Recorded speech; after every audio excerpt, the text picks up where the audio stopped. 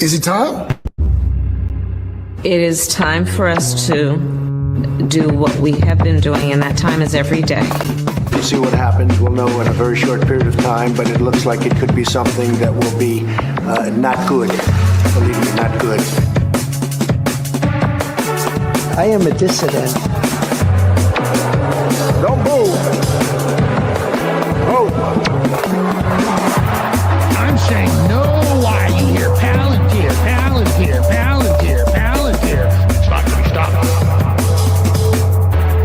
Seriously, we need to release the F-scene list. Turns off. I am not a church boy. Turns off. They're full-on vampires. They hate our beef. They hate our beef. They hate our beef because our beef is beautiful and theirs is weak. Not good. Believe me, not good.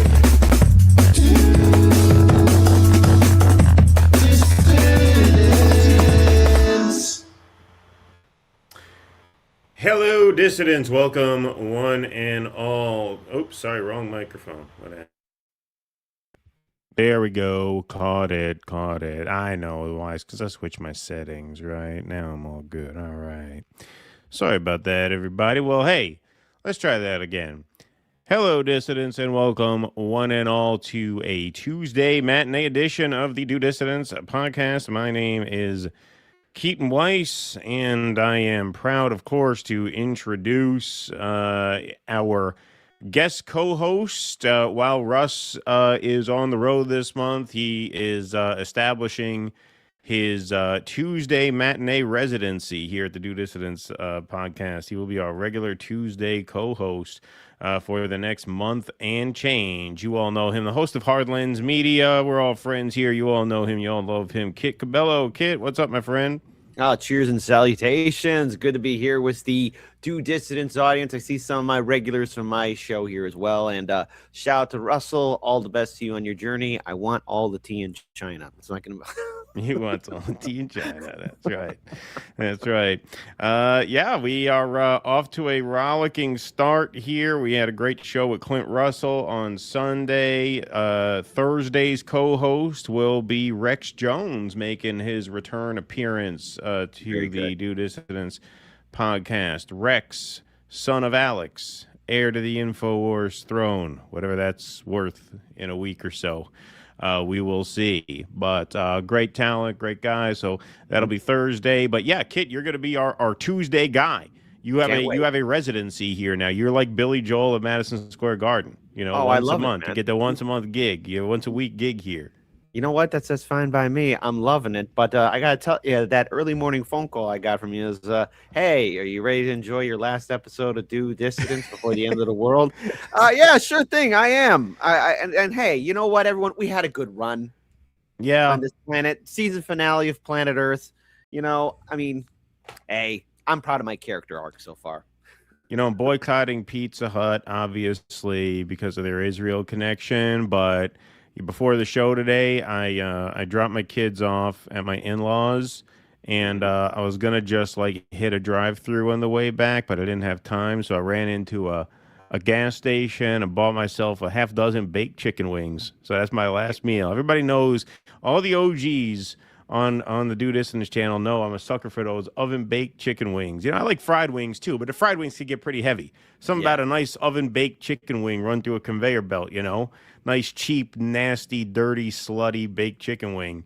And they are delicious, and so I scarfed some of those down. So, you know, if it all ends tonight at 8 o'clock, I will have gotten one last baked chicken wing in before it all goes to hell. I'm going to get a Costco hot dog. All right, there you go. There you go. $1.50. All right, I got you beat. I'm gonna go for that Costco hot dog. I would like for the world to, you know, because I'm also like a connoisseur of fake pizza. Like, and you know, Russ gets on me for this because Russell is a true pizza snob. I'm not a pizza snob. Of the highest order. Yeah, Russ is a pizza snob. I'm not a pizza snob. I'm a pizza fan. I'm a pizza lover. Just like I'm a beer lover. I'm not a beer snob. Like, yeah, I have a taste for great beer. I appreciate a great beer, like a craft beer, micro this or that. But I'm Yeah, also chocolate not stout. above just cracking open a cheap cold beer. You know what I mean? Yeah. So pizza's the same way. Like I have a taste for great pizza, but I don't need great pizza. In fact, I have a special taste for cheap, fake, mass-produced conveyor belt pizza. Like I love Sam's Club pizza. Now I hear great things about Costco pizza, but I've It's never far had superior. Costco pizza. I've It's never far had superior it. than Sam's Club. Okay. Okay, all right. Yeah, listen, in this household, just like how Al Capone's a hero, in this household, Costco's the hero, not Sam's Club. See, I've never actually had Costco pizza. I've never lived near enough to a Costco to get one. But in Albany, they are opening a Costco. The world's And- ending, Keen. You got like maybe 5 hours after the show Well, to that's get a the thing. Costco pizza for the family. It's not going to be ending in time. It's not going to be ending in time. So one other announcement, folks.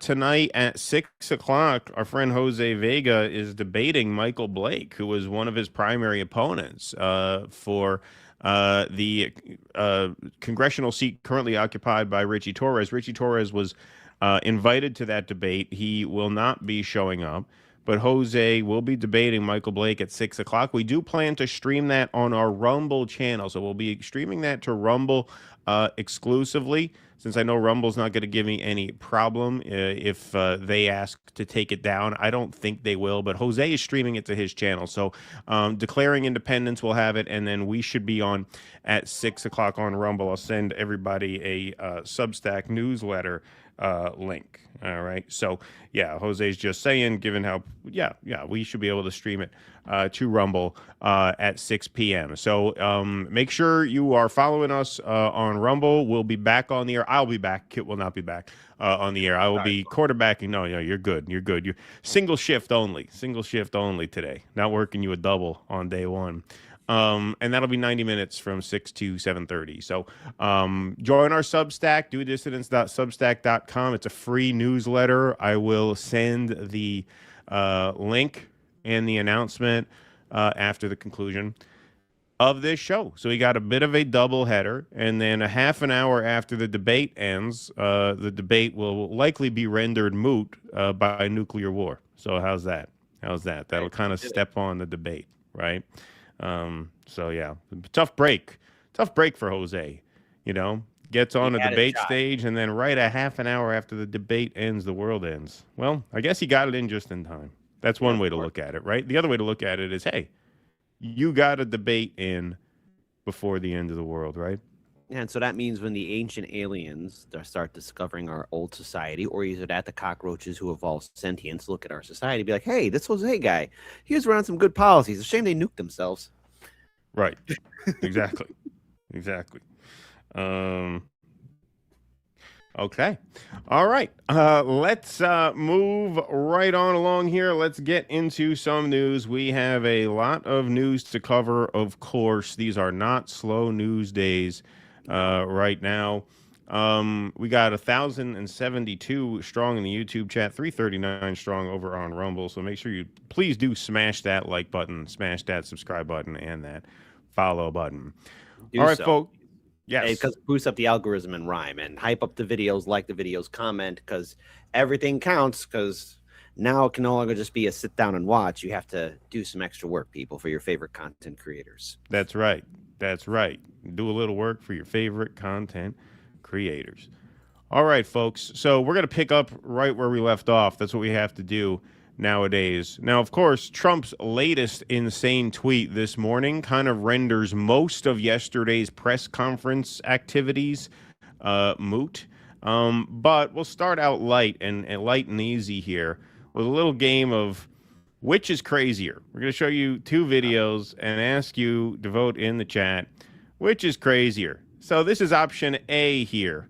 Donald Trump describing war strategy as the Easter Bunny stares on awkwardly right next to him.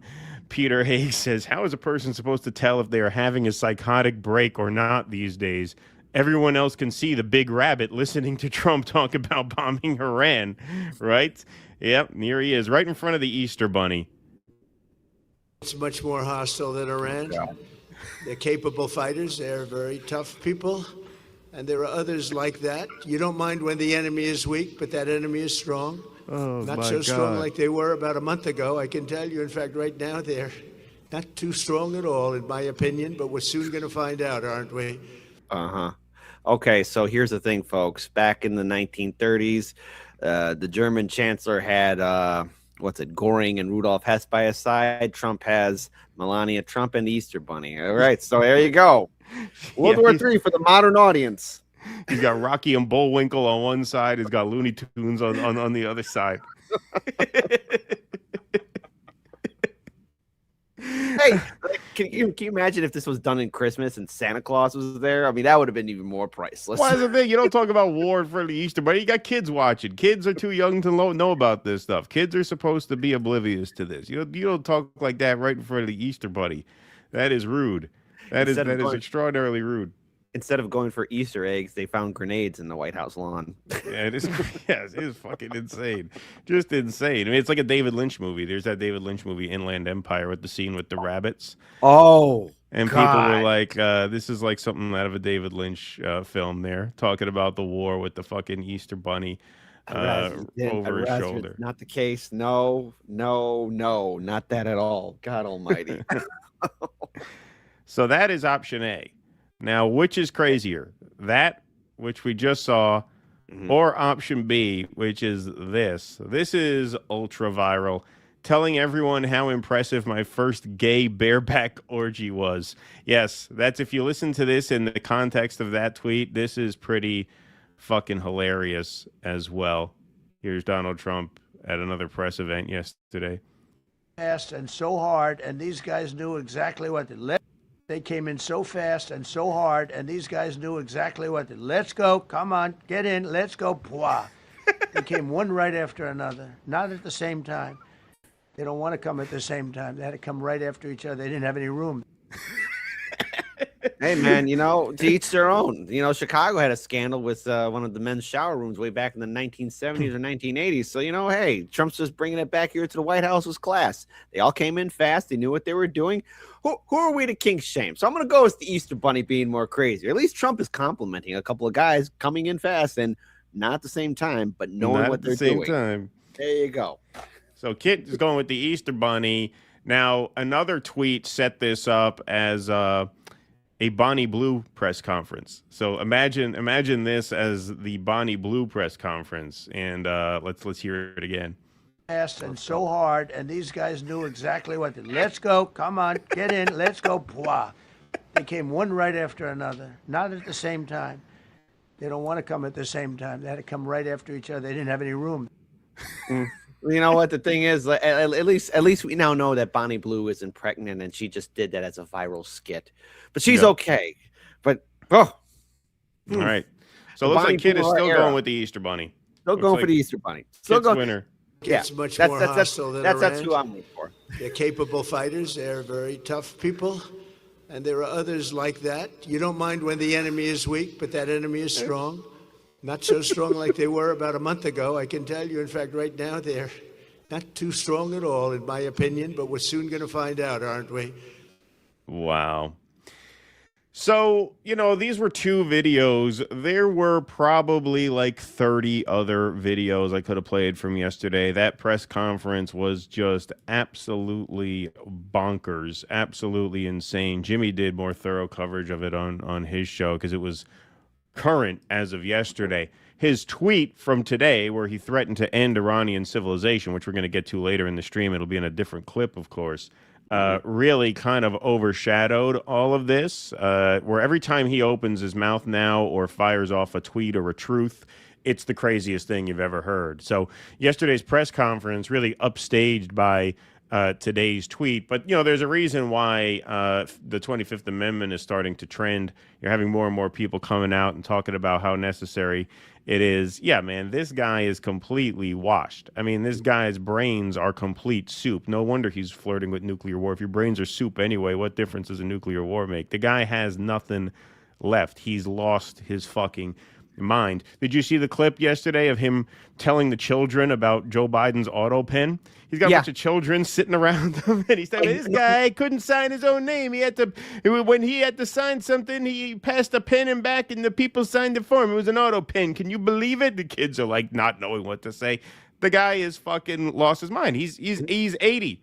He's 80. Like, there's a difference between 70 and 80. It's not the There same is. as the difference between 40 and 50. Yeah, Like, this is the nightmare scenario we all dreaded when he first became president. As much as it was satisfying to see him beat Hillary Clinton to a lot of us, in the back of my mind, I'm thinking, this guy is kind of fucking nuts. What if we get into a war and this guy is leading us in? Well, here we are. Yeah, and it's come full circle. And I think at this point, Trump, Democrats, they're all part of the same team. They're all part of the same club. And we're at war at behest of Israel at this point. I mean, let's be clear on this. Trump said himself that we bombed Iran to get ahead of Israel from doing so, but let everyone in Congress has an AIPAC babysitter at this point. I mean, that's what Thomas Massey told Tucker Carlson, and it's becoming evidently true. All of this is coming out to light. I mean, you had the aftermath of Dave Smith just knocking out one of PBD's little Boy Scouts. And Sosnick, whatever his name is. And Dave Smith was proven correct. I think at this point we have to look at just how dangerous of a situation this is, because the economy is now faltering. It's literally fracturing apart. Now, look, I like to get cheap gas. Now, where I get my gas at is at Costco, okay? But the fact that it's now, I think at $4.30, in a 5-mile radius, Costco has to be cheaper than all of the other competition around. I go in other neighborhoods in Chicago, it's tiptoeing to $5 a gallon. Wow. $5 a gallon in the city where we get taxed up the wazoo. Okay. So this economy that Trump wants to restore and rebuild, you mentioned this before, it's going to take a decade if we get out of this right now, to restore anything to where things could be affordable. And even that's a pipe dream. This is going to have severe impact on us for generations to come. And Iran could very well be our own Teutoburg Force. So all these people who are hyping up Trump to go to war, bomb Iran, you got Rob Schneider's punk ass, you got all these war hawk politicians like Ladybug, go ahead. You serve in the front line. Fight like the ancient Romans did, or put your kids on the front line, because you want this war so bad. You guys go first. Show us how it's done by example, because otherwise I don't care about these tweets where you're saying you're going to end civilization. You want to end civilization? You ran as a peace president, and yet somehow, even more worse than Obama, you got a Nobel Peace Prize from that lady from Venezuela who wanted to be president of Venezuela and is not president of Venezuela. So this is the joke we're in. This guy's a charlatan, a fraud. His awards are not even real. I mean, at this point, the guy is leading us into an absolute disaster. This is our president of these United States. He's our Romulus Augustus. And for those you don't know who that is, he was the last Roman Western emperor. Yeah, no, this definitely does feel like the end. And the hope was that the hope was never that we could avoid the end of empire. I think everybody kind of saw that coming. I think the hope was that we could bring it in for as soft a landing as possible, and that does not seem to be coming true. It seems to be just the opposite, which is, that, I mean, if past is prologue, if history is precedent, it makes perfect sense that it would go that way. It's just amazing. We were talking a little bit before we went on the air about how nothing's changed, about how this country, as much as it seemed like we had learned the lesson of Iraq, not really. I mean, many of the people did, but not enough not to be duped into this shit again, because here we are again. And a lot of the propaganda that you see is very, very similar. It's not working on nearly as many people, but Trump's a lame duck, man. That's the other thing. You elect a guy to a second term, and, what does he need your vote for, right? This is when the ultimate con can be pulled off, right? Yeah, and this is like you're like bringing back a disgruntled worker who's pissed at the company and making him CEO for 4 years. And this is a consequence. I'd also go on the fact that this war has also successfully distracted us from the great reveal of the Epstein files too. So, I mean, this war has changed the narrative to where we have forgotten about the most prolific human trafficker in international history, Bill Clinton and Donald Trump's good friend, Jeffrey Epstein. So, this war, Operation Epstein's Fury, has done its job to distract us from talking and bringing in justice to these criminals and monsters that abuse young children, and a system of trafficking that is still in play right now. So I just want to point that out there. Absolutely. Well, look, it's all one thing. It's all Israel. It's all Israel. And I know we're not supposed to say that, but it's true. true. Like, I'm sorry. Like, it is. This is Israel's war. Epstein was clearly working for Israel in some capacity. We don't know exactly what. But when you look big picture, it is obvious that, yes, this is the Epstein class's war. Now, I don't think the Epstein files are going to be out of the news for long, especially because Trump, in his great wisdom, fired Pam Bondi, which ensures there will be confirmation hearings for her replacement. And that'll put the Epstein files back in the news for a while. So we will get more of that. But this is just an absolute nightmare. And we're sitting here on Tuesday on what is potentially an extraordinarily consequential day in the history of the world. We hope it isn't, of course, because if it is, it will be consequential for all the wrong reasons, it looks like. Unless a deal is made, right? Ha ha.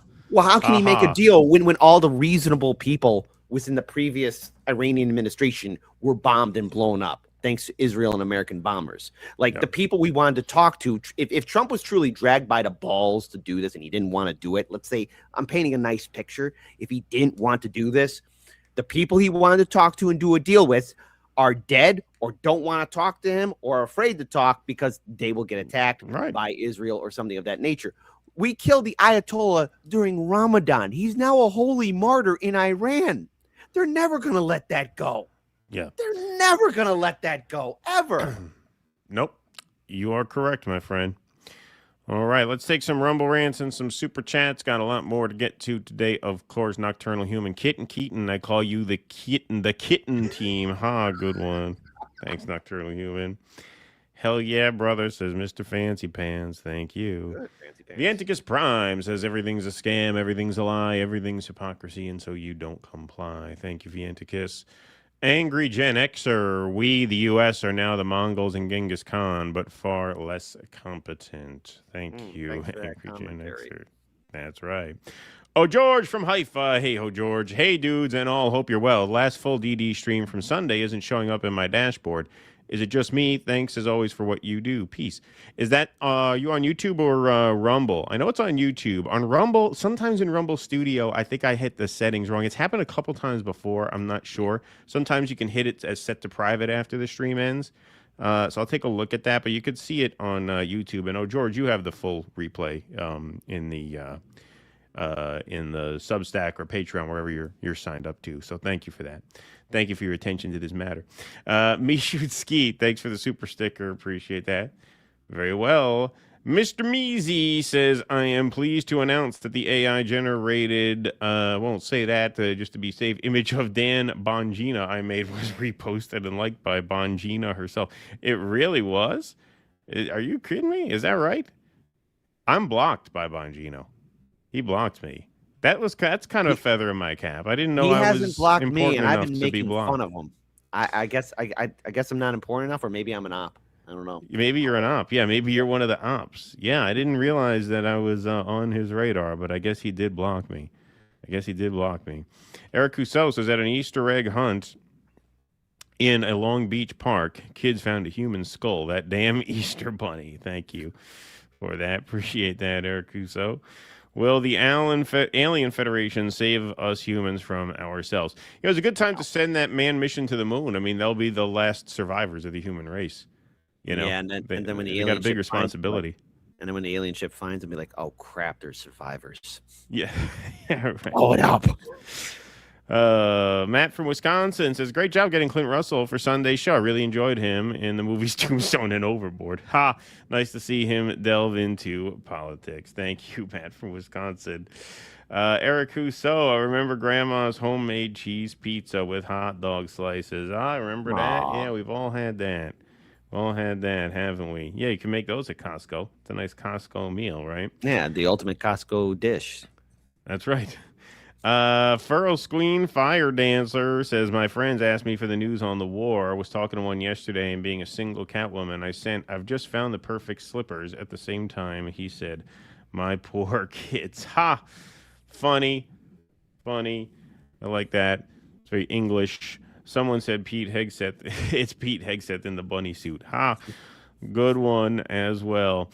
All right. We will move right on along here. We're at 1750 in the YouTube chat, 495 in the like column. Let's smash that like column, get to 666. We got Kit here who can do a proper headbang for everybody today. Great. So let's put him to work. Let's make that happen by the end of this next segment, shall we, please?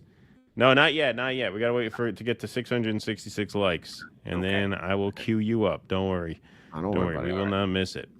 All right, folks.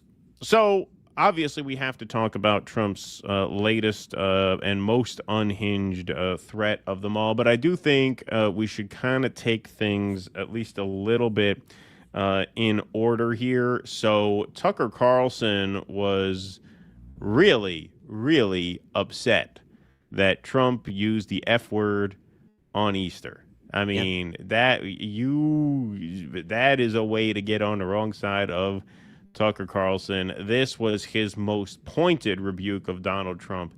Yet, he even to make himself look holy, he obviously put some kind of effect on his window where he has the light shining in on him as if it's shining through like a stained glass church window. I think that is intentional for this. I've never seen him employ that effect. So really putting on the whole production here to communicate his outrage at Donald Trump's Easter message. Of course, it's well-founded. Everything he says here is right on. And boy, did he get angry at this one. Here we go.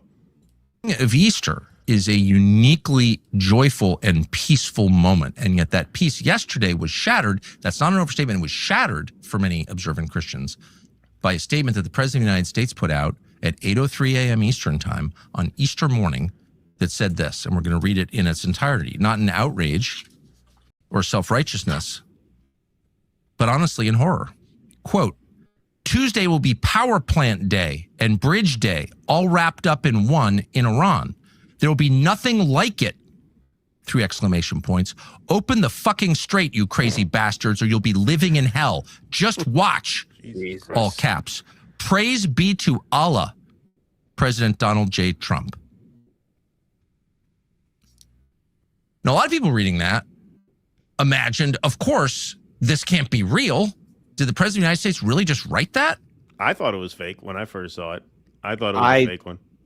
I thought this had to have been a joke, but you know, hey, we broke new grounds. Our first Muslim president is the white orange man. So step aside, Obama. Step aside, Bill O'Reilly, and your propaganda. It was Trump the whole time. It was Trump the whole time. What a twist. And it is real. It is maybe the most real thing this president has ever done, and also the most revealing. On every level, it is vile on every level. It begins with a promise to use the U.S. military, our military, to destroy civilian infrastructure in another country, which is to say to commit a war crime, a moral crime against the people of the country. I mean, this wouldn't be the first time, to be fair. I mean, he's acting like that's a really novel concept, which it's not. But hey, listen, folks, at this point, we're either going to survive this or we're not. And so, you know, gotta compartmentalize those hangups for now, I think. Whose welfare, by the way, was one of the reasons we supposedly went into this war in the first place. They're being killed by their government. We have to rescue them. And now here's our president, not even a month and a half into the conflict, which we are not winning, by the way, because the Straits of Hormuz are not open. There's one way to keep track. That's the measurement. Saying that we're going to use our military to kill the civilians of this country who didn't choose the war. They got nothing to do with it. They're like civilians everywhere. Blow up their bridges? Bridges on military bases? No, just bridges. Bridges that people cross every day to go to school and work and to worship, and yes, church, because there are over 1 million Christians in Iran. This is their Easter too. And power plants. Not the power plants attached to missile factories, okay, but civilian power plants in a country of almost 100 million people.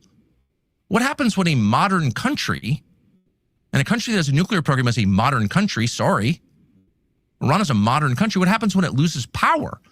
Well, people die. Babies connected to incubators die. People in hospitals die. And those are the first level effects. And then people begin to starve. And then you have refugee crises. People leave the cities looking for food. And then, yes, they move into other countries. In the region, in Europe, in the United States, you cause chaos and death, mass suffering and death when you do that. Mm-hmm. And we have done that. We have intentionally bombed civilian infrastructure in Iran. It's totally unacceptable. Yep. Not under the phony laws of some international body, but under moral law, God's law. Yeah. No, you pissed off Tucker Carlson. That really got him. That really got him.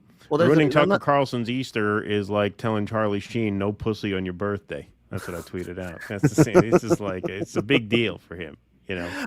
I go a little further. It's like, again, a lot of these conservatives and people who went to bat for Donald Trump, most notably the late Charlie Kirk, he was very advocate and vocal against no war with Iran. And yet here we are bombing civilians now, power plants, bridges, hospitals. Trump was confronted and said this constitutes a war crime. I'm pretty sure the people of Gaza are shocked to hear that, as Gaza has been turned into nothing but, as you have said, a moonscape. Gaza has been leveled down to the ground, and we're going to do the same thing in Iran? The people of Iran will never forget this. And the previous generations who warned them, the younger generations, that the USA is a great Satan, a great monster, those old people are saying, see, we told you what they were going to do. We told you what they're about. And we will never be able to recover our image, our stance globally around the world if we continue on with this madness. But because of Trump and his connections to the Israeli lobby, because again, it all roads lead to Israel. That's what it comes down to. This is not the American war. This is not Trump's war. This is the Israeli war that we are doing on behalf for Israel. And the very fact that we are now going after civilians, people who are supposed to liberate. Oh, yeah, thank you for liberating me as I've been blown apart. Thank you for liberating me as my son and daughter lie dying in my hand. Thank you for liberating us as my grandparents starved. Iran is way bigger than Iraq and Afghanistan. I did 2 tours in Iraq. All right. Now, Iraq didn't have a standing military when we invaded. Iran does. Iran's been preparing for this for quite some time. And I'm not saying our forces won't win, but there will be a heavy, bloody toll. And then occupying a country that size, we don't have the resources or the treasury to do that. There's no way they out. Won't win. This is our Teutoburg. This will be our Teutoburg forest. I mean, I'll tell you right now, they won't win. They won't win. We'll talk about it later. But the AP, this is not Iranian state media. This is not their war propaganda. This is the AP. Is saying that they have 14 million people who are willing to fight. 14 million. Yep. You cannot win a ground war. I think that's why he's making these threats to do as much damage from the air, because he knows, I think, a ground war is just not viable. It's just not going to happen. Yeah, you can control the air, but can you control the ground? That's the thing. And if you can't control the ground, well, then any sort of military, there's going to come a point where, like, well, what more are we going to do here? Because sooner or later, those $1 million missiles need to be replenished. And Iran's been fighting on the cheap. Iran's been fighting on its ass. And they are sending out $20,000 drones to do damage. Look, this is what makes the nuclear possibility real and very scary. But we'll get into that more in the next segment. I want to stick on this religious theme for now, because Tucker also went on to monologue about something that a lot of people realized at the time. I didn't, but a lot of people did. That Trump did not put his hand on the Bible when he took the oath of office for his second term. So Special Officer Doofy says possibly the worst omen of all time. And here is Tucker Carlson talking about the significance of that. Tucker is, of course, a very devout Christian, unlike myself. So this probably caught Christians' eyes more than mine at the time. And now it is ringing a certain bell, shall we say. But certainly the leaders of the American Christian churches, by and large, said absolutely nothing. And maybe because they said nothing, this accelerated. These are the same people who sort of didn't notice somehow that on Inauguration Day, the president did not take his oath of office with his hand on the Bible. His wife stood next to him holding it. I was about 15 feet away and saw it. But he did not put his hand on the Bible. Well, what were you doing, man? You should have jumped in. You should have said, "Excuse me, Mr. President, what's with that left hand? Yeah. What's with that left hand?" See, Put it on the Trump. Bible. Trump is the perfect con man. I don't know if you ever seen going on here? the movie Art of the Deal, which is supposedly like a backstory into Trump and his lawyer and how he came to be. But looking at that story and the movie, of course, there's a lot of little sugarcoating here and there. But at the end of the day, this is who Trump is. He's the greatest snake oil salesman in U.S. history, and he's a perfect reflection of the system that was created before he got into power. So all these Democrat and Republican politicians who sold us down the river, this was their final aftermath. Trump is the avatar of all of their greed, and he's a representation of the idea of the absolute dictator controlling this republic now. We are at the point of where Trump is the con man, and if you voted for Trump and you're angry, hey, you have a home here, welcome. But if you're still supporting Trump, hey, the guy will sell you down the river. He surrounds himself with idiots and buffoons, so he makes himself look better. He doesn't want to be around successful people. He wants to be around losers and idiots. And if you're around him, that means he doesn't respect you. If you're surrounding him, he knows he can use you. Trump will use religion, the Constitution, and everything else if it gets him a step ahead. He will push your children down the river so he can walk on their bodies. Yep. He is a manifestation of the rotten psyche and soul of this country, really is. He is the Stay Puffed Marshmallow Man of American corruption. At the end of Ghostbusters, when they think up something and it comes to life, that's him. It goes up. That's him.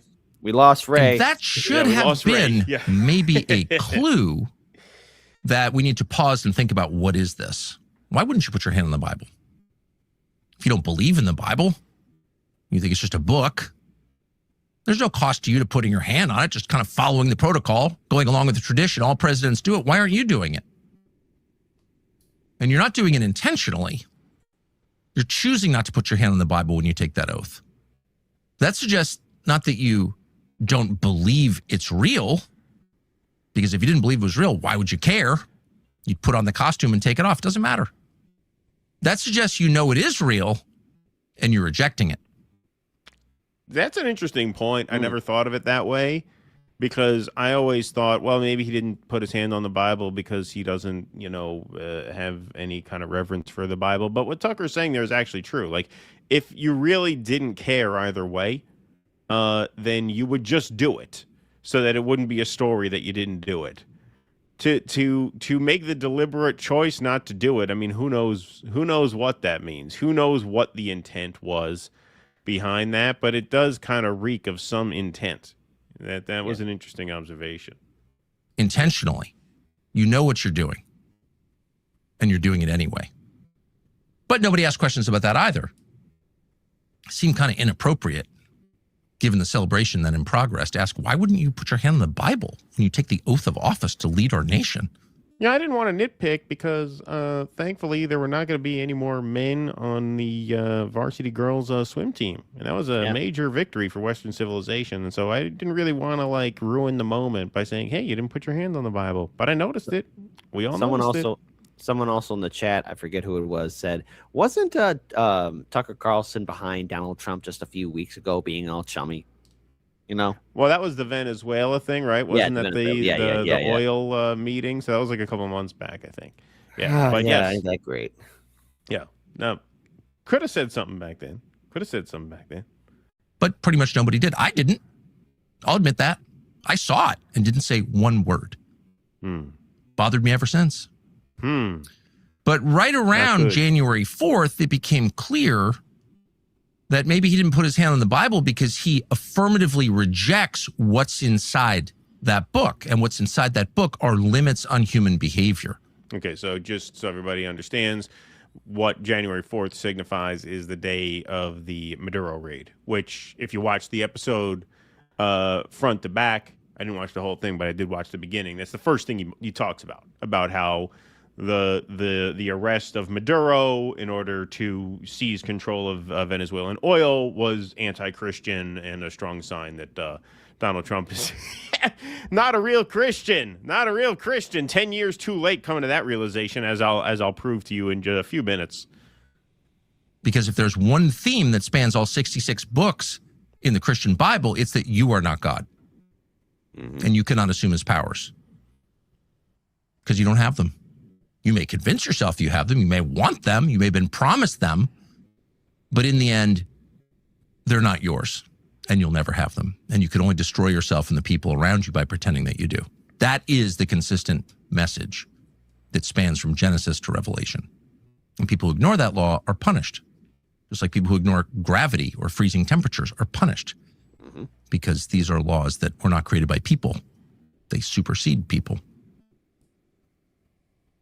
But on January 4th, when the President of the United States told us he was stealing, that our country was stealing something that didn't belong to us, people should have piped up and said something, but they didn't. And that got us all the way to yesterday, which was Easter Sunday. Easter Sunday. And then that brings you back to the beginning. Go ahead. No, well, see, the thing is, people did speak out like, hey, what's happening in Venezuela is wrong. We did. We all said it was this is wrong. You know, point. I mean, Venezuela is a sovereign, independent country.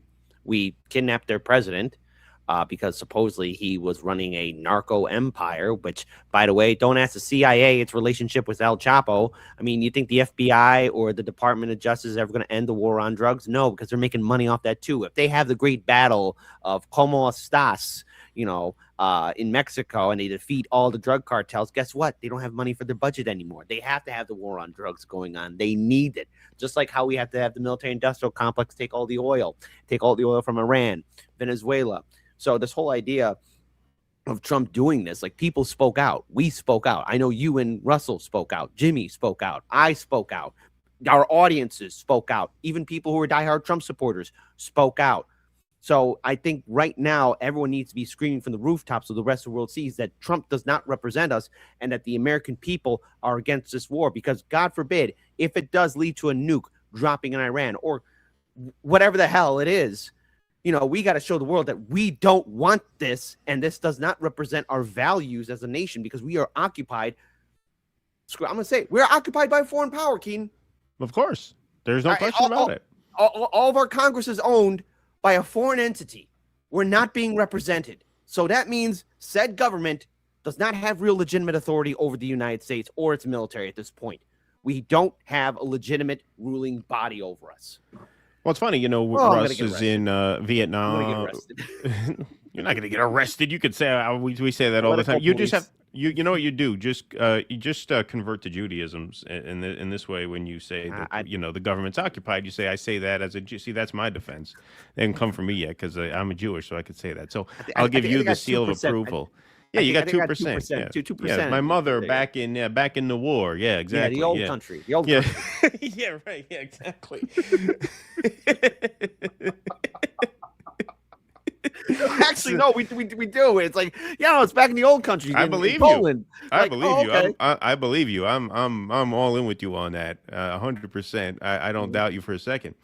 But yeah, I mean, Russ, you know, in his travels in Vietnam and Cambodia and Laos, you know, these were all countries whose peoples were brutalized by the United States. And one of the things that he observed in his travels is how forgiving they are of the American people and how they do not hold a grudge against the American people. And even the Iranians now, if you look at the letter from the Iranian president last week, he said just that. He says, we don't have any enmity for the American people. We understand they do not support this. You know, there's a different philosophy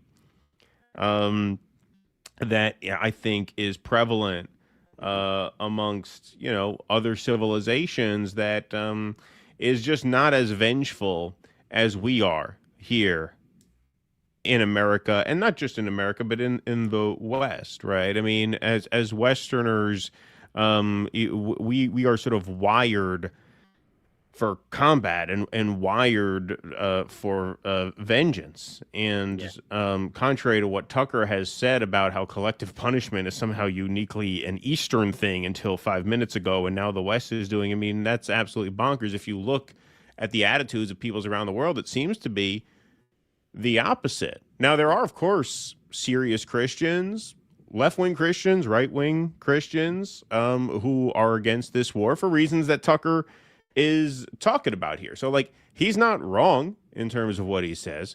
But there's no doubt, there was never any doubt that Trump was not one of you. So here is Donald Trump back in October of 2025 telling the Air Force One reporter gaggle that he didn't think he was a very strong candidate for heaven. You had talked a couple weeks ago, you were doing an interview, and you talked about how you hope to end the war in Ukraine because it might help you get into heaven. How does this help? Does this help? I mean, I'm being a little cute. I don't think there's anything going to get me in heaven. Okay, I really don't. I think I'm not maybe heaven bound. I may be in heaven right now as we fly in Air Force One. I'm not sure I'm going to be able to make heaven, but it's a long shot. I would say it's a long shot. That's probably the only good thing Trump said. So when he's before the archangels and pearly gates of heaven, be like, yeah, you said you're not going to heaven. Yeah, that's pretty much the only honest thing you ever said, buddy. All right, straight the hell you go. Yeah, exactly. And Lucy would be like, don't bring that MFer here. I don't want to be associated with him. Yeah. Well, shout out to Ginny Robinson for finding this old clip. Remember this? This was way back. Talk about simpler times. This is in 2016. This is at Trump Tower on Fifth Avenue. Old classic from the vault Trump footage where he was asked to name his favorite verse in the Bible, which he said was his favorite book. And look at the web of shit he spins here. In the Bible, you've been talking about how it's your favorite book, and you said, I think last night in Iowa, some people are surprised that you say that. I'm wondering what one or two of your most favorite Bible verses are and why. I wouldn't want to get into it because to me that's very personal. When I talk about the Bible, it's very personal, so I don't want to get into verses. I don't want to get into. There's no verse that means a lot to you that you think about or cite. The Bible means a lot to me, but I don't want to get into specifics. You need to cite a verse that you like. No, I don't want to do that. You're an Old Testament guy or a New Testament guy? Probably equal. I think it's just equal. Equal. I mean, my God, listen. Probably equal. I mean, he's more of an Old Testament guy. He's more of the angry, wrathful God guy. Should have said, I'm Old Testament. Yeah. I'm old school like that. Plus, I think that's the one that my handlers, my allies, I think they like that book better. So I'm going to go with old. I bought it as a joke, but I actually bought the Lego brick Bible of the Old Testament where like all the stories are told through like Lego imagery. And I got to tell you, that Old Testament's brutal, and you really feel sorry for all these Lego people being smited by God. He's a real asshole, man. Even the Lego version of God. In the Old Testament, God knew how to punish a sinner. He didn't go soft. See, the New Testament is woke. The New Testament was woke, and we need to get back to the Old Testament. But no, he wouldn't even say that. Yeah. Just say, equal. You're an Old Testament guy or a New Testament guy? Probably equal. I think it's just an incredible. The whole Bible is an incredible. The whole thing, everything is really very great. Much so. They always hold up the art of the. Everything is really great. I mean, I can't say a single thing about it except that it's a really great book and I love it, and it's very personal to me. And I cannot say a single thing about what's in it. It's my second favorite book of all time, but I just think the Bible is just something very special. Yeah. Okay. Then name a Bible verse. Okay. So how about a psalm? Do one of those. I'll be exalted among the heathens. Let's go even really broad. Just what's your favorite book of the Bible? No, I mean, look, when Tim Dillon said that this was the greatest scam in history, I said that's true. But Americans like being scammed. It's a ritual. It is. Look at the people there watching him be interviewed. Like they like it.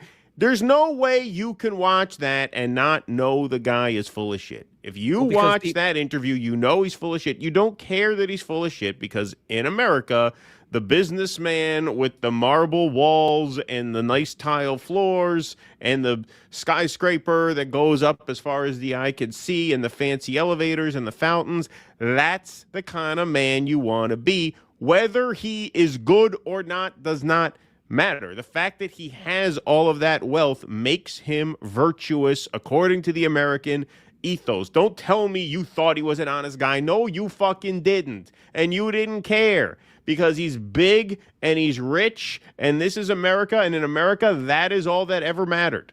That's all that ever mattered. The only other issue here that we have to look at is that, when people look at a rich person, they think like that's success. It's been a dream. Like a lot of Americans have been hypnotized into thinking that they are going to be millionaires and billionaires too. They're just temporarily broke. It's a mindset that if they're associated by proxy by a guy who they feel or they hold a virtue of being successful, that in turn will come upon them.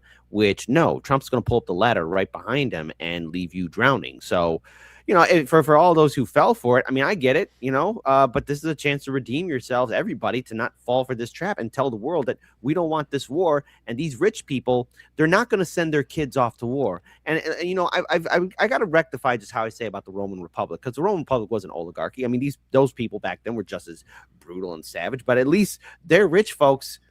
If they were going to go to war, hey, you're going on the front line. And if they screwed up, they do the Roman prayer and they do their own self-deletion and stab themselves. At least they had the honor to do that. Our politicians, I don't see Ladybug doing that.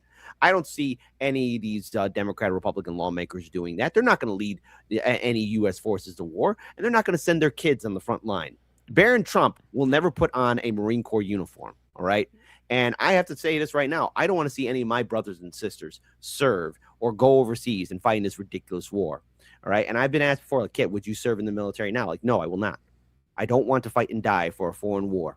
And I don't want to see my brothers and sisters fight and die for a foreign war at behest of a foreign country that has bought all our politicians. This is a nightmare scenario. And if we send boots on the ground, it's going to be a slaughter. And Trump's not going to give a damn. He's going to demand more blood, more young people to die. And I don't want that. Oh, yeah. No, they will just double down. They'll keep doubling down. Of course. Of course. But hey, I had to throw this in at the last second just for some comic relief. You're not going to believe this. If you thought your jaw hit the floor when you read Trump's tweet this morning, wait till you read the description of the new Racket News article that Taibbi tweets out.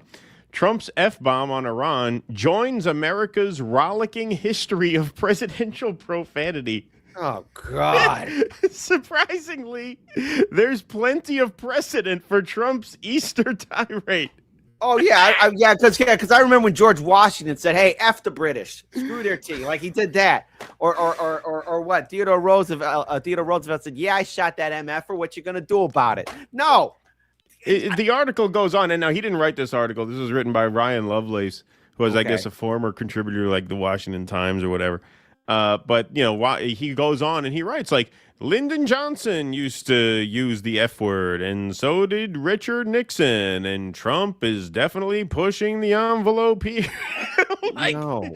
Like, the world's going to end in 8 hours, and you publish an article being like, hey, this isn't that abnormal. There's actually a lot of precedent for this, and actually, you're the weird one for getting a little nervous today. Wow, Yeah, what an amazing take. I have many regrets here. I would read it to you, but it's paywalled. It's paywalled. So I want to respect that. So I gave my brief review of the article, but you're gonna have to pony up. You have to pony up $5 a month to read that pearl of wisdom from Racket News. Holy shit. Oh, yeah. Well, let me just say this. I have many regrets in this business. One of them is actually thinking Matt Taibbi is a credible, reliable source of information. While he might have done some good things, he's definitely went down the drain with his good buddy Michael Tracy, especially as they eat a little slice of pizza mockingly the Epstein files. Jeez, Yes. those two. Wow. All right. Vito P says, in memory of Chanda Masta and best wishes to my friend Gator Pete. Cancer sucks. You rock. Thank you, Vito P. Shout out to Appreciate Chanda. that. Nothing but love for her and her family. You put out a great video for Shonda. I did a little tribute to Shonda on the last stream. Yes, she will be missed for sure. Absolutely. Sunflowers for her. She loves sunflowers. Absolutely. Brad Gilbert, Trump talking about his initiation in the big club. Thank you. All right. Gina and Heidi says, Iran the Trump, suck my fat one, you cheap dime store hood. Raven Laz, Trump's brain has turned to Shmooly Lube. That's right. It's Shmooly Lube. That's right. Raven Laz, if there was any justice in this world, this entire administration and everyone implicated in this illegal, immoral war and with Epstein would be arrested. Yep. Indeed. The blessed reminder, best thing would be to Trump to go back to Bubba. Aw. Stoop sign. You're only allowed to say fuck on Valentine's Day and only once. I'm going to fuck your brains out. That's it. The perfect love note ever to send to your significant other. That's right. Easter Mubarak, baby. America first. That's right. Good one. I might use that for the title of the episode. Will the world end, says Eric Rousseau, before Candace Owens exposes Brigitte's baguette? I don't know. It's getting close. Fossil evidence will show once we get nuked. Fossil evidence will show. That's right. That's right. It'll be part of the fossil record. Andy Gardner, thanks for the $5. Tonight, stock up on toilet paper, water, canned food, and methamphetamine. Yes. Oh, boy. What a time this is going to be. It's just unbelievable. Mark Pugliese, we don't have an Orwell dystopia. We have one led by Jack from Lord of the Flies. Good one, Mark Pugliese. Appreciate that. Did you guys see the trailer to the new Netflix Lord of the Flies? It actually looked pretty good. No, I have not. It just came out. I'll have to check that out. Okay. Let's see. Eric Rousseau says we no longer put our hands on the Bible. We put our dicks in the wall instead now. That's right.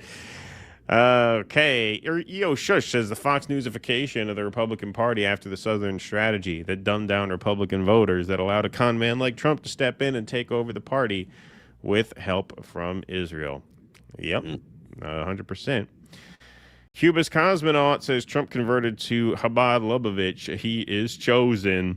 Yep. Stoop sign. Israel has the Samson option. Trump is Samson. That's what the deal is with the hair. Ha. Oh, boy. Good one. But, yeah, I mean, look, I said from the beginning, and the beginning of this was, about a month ago, I did not think this was necessarily going to be a very long war because I just don't think there is the support, the institutional support or the popular support for a prolonged ground campaign. But that does not mean that this is going to be better than Iraq. It could just be worse over a shorter period of time, and we'll see what the plan is tonight. But there is no plan. If you're not terrified, then you're insane. You're insane because who the fuck knows what is going to happen over the next 12 hours or so. Andy Gardner, Tucker's so upset he's not going to the next White House Venezuela oil auction. That's right. 3 Tom the Bomb, not on my 2026 bingo card. Finding Out Planet of the Apes was a documentary. Yep. Mark Pugliese, what part of Italy did Kit's family come from? All right, well, I'll be happy to answer this. So on my father's side, I am Sicilian, from the dirty south of Italy, Sicilian, and on my mother's side, Poland and Germania. Okay. All right. Sounds awesome. All right. Let's go right on along here. Just got to clean this up a little bit. We are at, good news for you, my friend. We are at 808 in the like column. That is greater than 666. So get ready. Nice. Beautifully done. Round of applause for Kit for that. In the chat, we're at 2263 in the YouTube chat.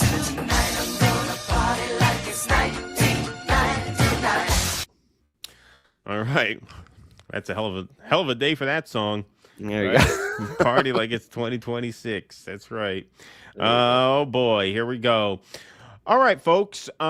So Tucker Carlson was, of course, incensed at Donald Trump over his Easter message, but he also had some words for Mark Levin. Now, we were going to cover this anyway, and Tucker's reaction, so we may as well, in the name of efficiency, just get this all done in one shot. So it's been long reported that Donald Trump watches Fox News all the time, essentially all the time. And it is speculated that he gets a lot of his ideas from Fox News. That's why we did a whole segment about how all of a sudden, out of nowhere, in the run-up to this war, you have Lindsey Graham just being trotted out on Fox News like multiple times a day, just making the rounds on Fox News, knowing that Donald Trump will see him there. Well, somebody else who has become apparently incredibly influential within the administration is a man who's not in the administration, but he is prominent on Fox News, and that is, of course, Mark Levin.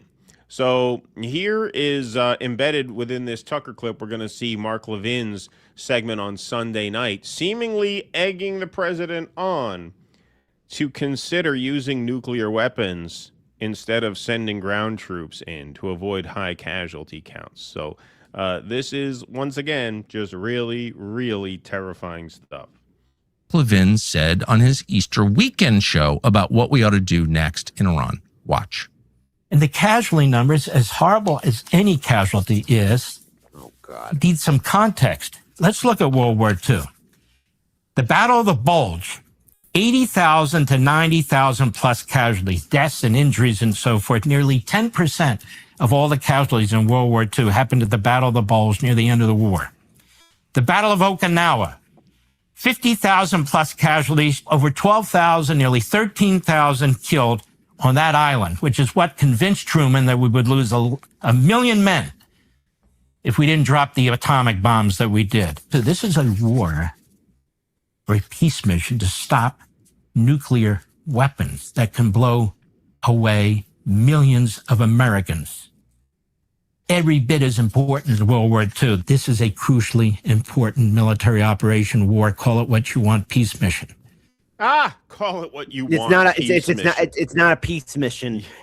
Listen, everyone who's hearing this, we didn't have to drop the bomb on Hiroshima or Nagasaki. We didn't have to do that. All right, Truman didn't know about the bomb because FDR didn't tell him about it. Truman was in over his head and decided to use a weapon that he had no idea of the long-term ramifications for. Right? Japan was already defeated. The Soviets were going to get involved. We only did it just so we could occupy the whole nation. Now, at the end of the day, those nukes should not have been used at all. It has caused nothing but heartache, and in that, the consequence now, every nation has these weapons of mass destruction, far more devastating than we saw in Hiroshima and Nagasaki.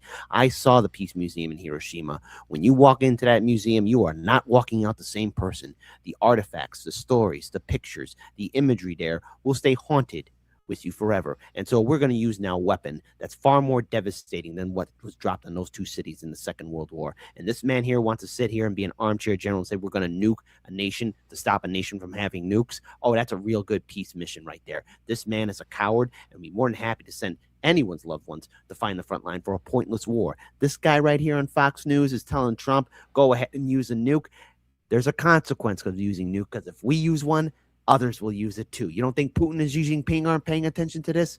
This is how the world ends. This is how we go ahead and reduce ourselves into a shell of what we are. There's no great reconstruction if the nukes be a launching.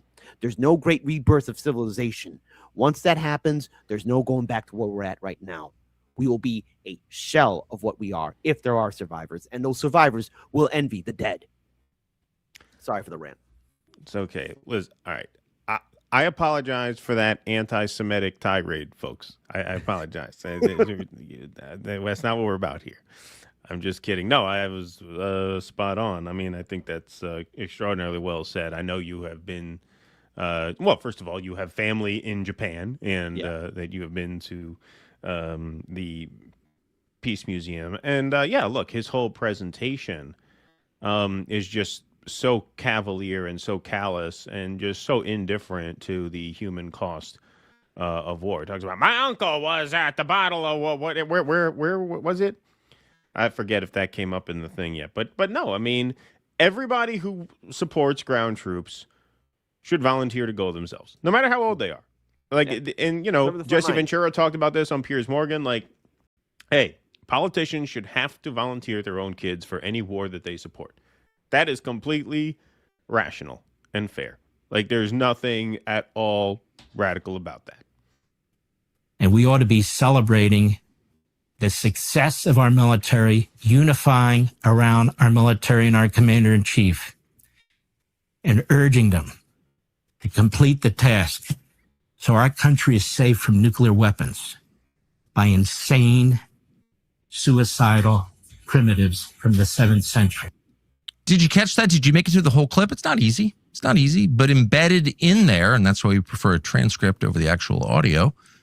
Embedded in there is something you need to know. It's an argument that is being test-driven, and since no one, to our knowledge, has pushed back against it, may be in full operation now, it's an argument for nuclear weapons against Iran. And here's to restate, in case you couldn't make it through the accent, here's what he said. Nearly 10% of all casualties in the Second World War happened at the Battle of the Bulge, which, of course, at the end of the war.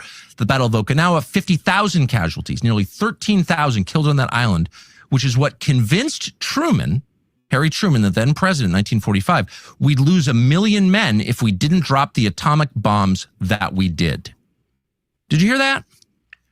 That's Mark Levin's counsel to our sitting president, Donald Trump, right now. You are looking at a choice between the catastrophic loss of your troops in a ground war or the use of nuclear weapons, which, in a sense, if you think about it, just think about it for a second, is actually an act of peace. It's an act of peace. The most humane thing you could do is to end this now with nuclear weapons. That's the case Mark Levin is making to the president, who just last week recommended that all Americans watch Mark Levin's show. Yep. Okay. This is not like crazy dot connecting here. This is one-to-one. This is really obvious where we're moving. And again, we're moving toward the use of weapons of indiscriminate mass destruction, possibly nuclear weapons, but non-conventional weapons. Not bombs dropped from the air or missiles launched from launchers, but the use of weapons that have never been used in war ever. And the argument is the same argument that you heard in 1945, or didn't hear, by the way, if you're an American civilian. No one ever cuts you in on this.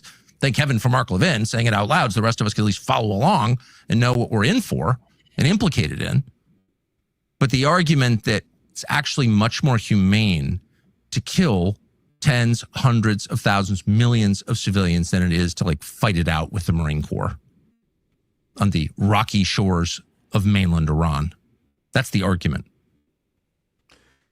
Yeah, and that is what makes this very scary, because you're talking about a war with very little support to begin with.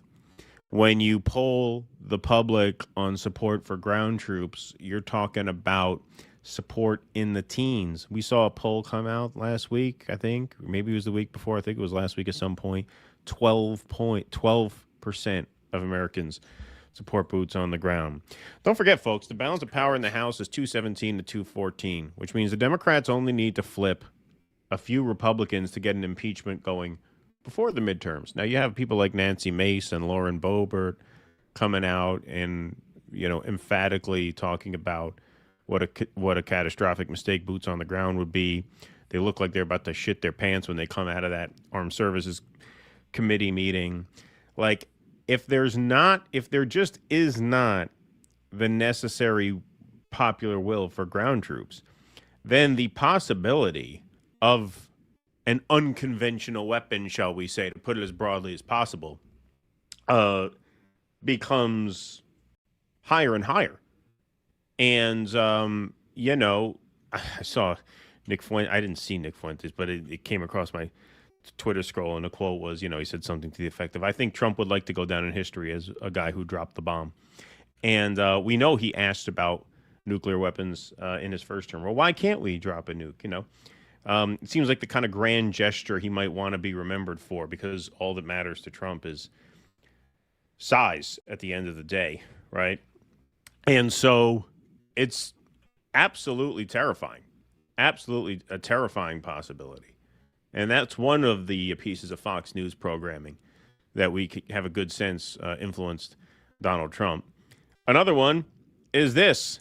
Here is Lindsey Graham last night on, I guess, the Sean Hannity show, saying this time tomorrow night, they will either do a deal or we will blow them up. Let's take a look at this. What can go wrong? Too. So I'm very optimistic that President Trump's going to bring this regime to an end one way or the other. I prefer diplomacy. But this time tomorrow night, they're either going to do a deal that makes sense for the world and the region and for Iran itself, or we're going to blow them up. Blow them up. And yeah, we know the guy watches Fox News all the time. The guy's obsessed with Fox News. So when you see guys like this come on and talk that shit, this is their way of lobbying the president. It's not just entertainment. They know who's watching. They know they have the most powerful man on earth hanging on their every word when they're on primetime Fox News. Look at this tweet he fires out yesterday. It says 7 o'clock at night. Tell Shannon Bream of Fox News it's not the SAVE Act, it's the Save America Act. Nobody even knows who Shannon Bream is. He knows it because he watches the TV all the time. A big difference. Blah, blah, blah. At the end of the day, for Fox executives only, skipping ahead, take Jessica Tarlov off the air. She is, from her voice to her lies and everything else about her, one of the worst personalities, quote unquote, on television. A real loser. People cannot stand watching her.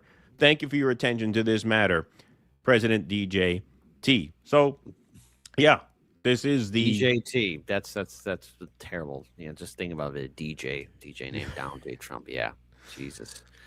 This is the Fox Newsification of the party, as one of our super chatters said earlier, just taken to ridiculous and absurd extremes to their final incarnation. Because yeah, man, you got this is the Fox News president, and they're in his ear. They're in his ear, and it seems like Mark Levin has more influence on Trump than J.D. Vance or Tulsi Gabbard or any of these supposed moderating voices in or around Donald Trump in the government. No, it's just like junk right-wing tabloid porn that seems to be convincing Donald Trump what the right moves are vis-a-vis this war in Iran, which is a complete war of aggression and a complete war of choice. But Mark Levin doesn't frame it that way. Mark Levin is a die-in-the-wool Zionist ideologue who does actually see this fight as one of equal importance to the fight against the Nazis. This is how fucking sick these people are. And they want to see it through to the end. And how do we end World War II? We ended it with a nuclear bomb. How are we going to end this one? Well, if there's no support for ground troops, and ground troops can't get the job done, then what other options does that leave you if you are this all in on this psychotic agenda? It's as scary as any time in our lives, for sure. Well, because there's no way. Here's the thing: so much prestige and value right now being put on America's presence and its military that we cannot just turn around and be like, "Okay, Iran, you have a deal." Because remember, there was all this talk to Iran to do a ceasefire, or have a sit down. And anytime there was a negotiation, somebody in the Iranian government would get killed. I mean, including the Ayatollah. So, Iran's looking at this whole situation. And last year, there was that 12-day conflict that we had with them. And there was a talk. And, I think we all breathed a sigh of relief as that conflict ended. But Iran's now looking at what happened to Gaza. And anytime America and Israel say ceasefire, it's just a chance to replenish their weaponry and then come back at them next year or the next 6 months. So right. It's more of like, okay, you want to do a ceasefire, but we don't believe you. So we're just going to keep on fighting you. And we just can't leave, because if we leave, then the whole world sees like, oh, America got defeated, or either that was pushed out of a region that they had a monopoly on for such a long time. So now are we really going all the way in with ground forces? And if that fails, truly with a nuke, are we going to be nuking what? And if, let's say we don't nuke one of their cities. Let's say we nuke a barren region in one of their, desert areas. That's still just as frightening that we dropped an atomic bomb, a nuclear bomb, in a foreign country. As what? The next time there won't be a next time. Next time we shoot, we will vaporize a city. I mean, this is not how a democracy or a republic should act.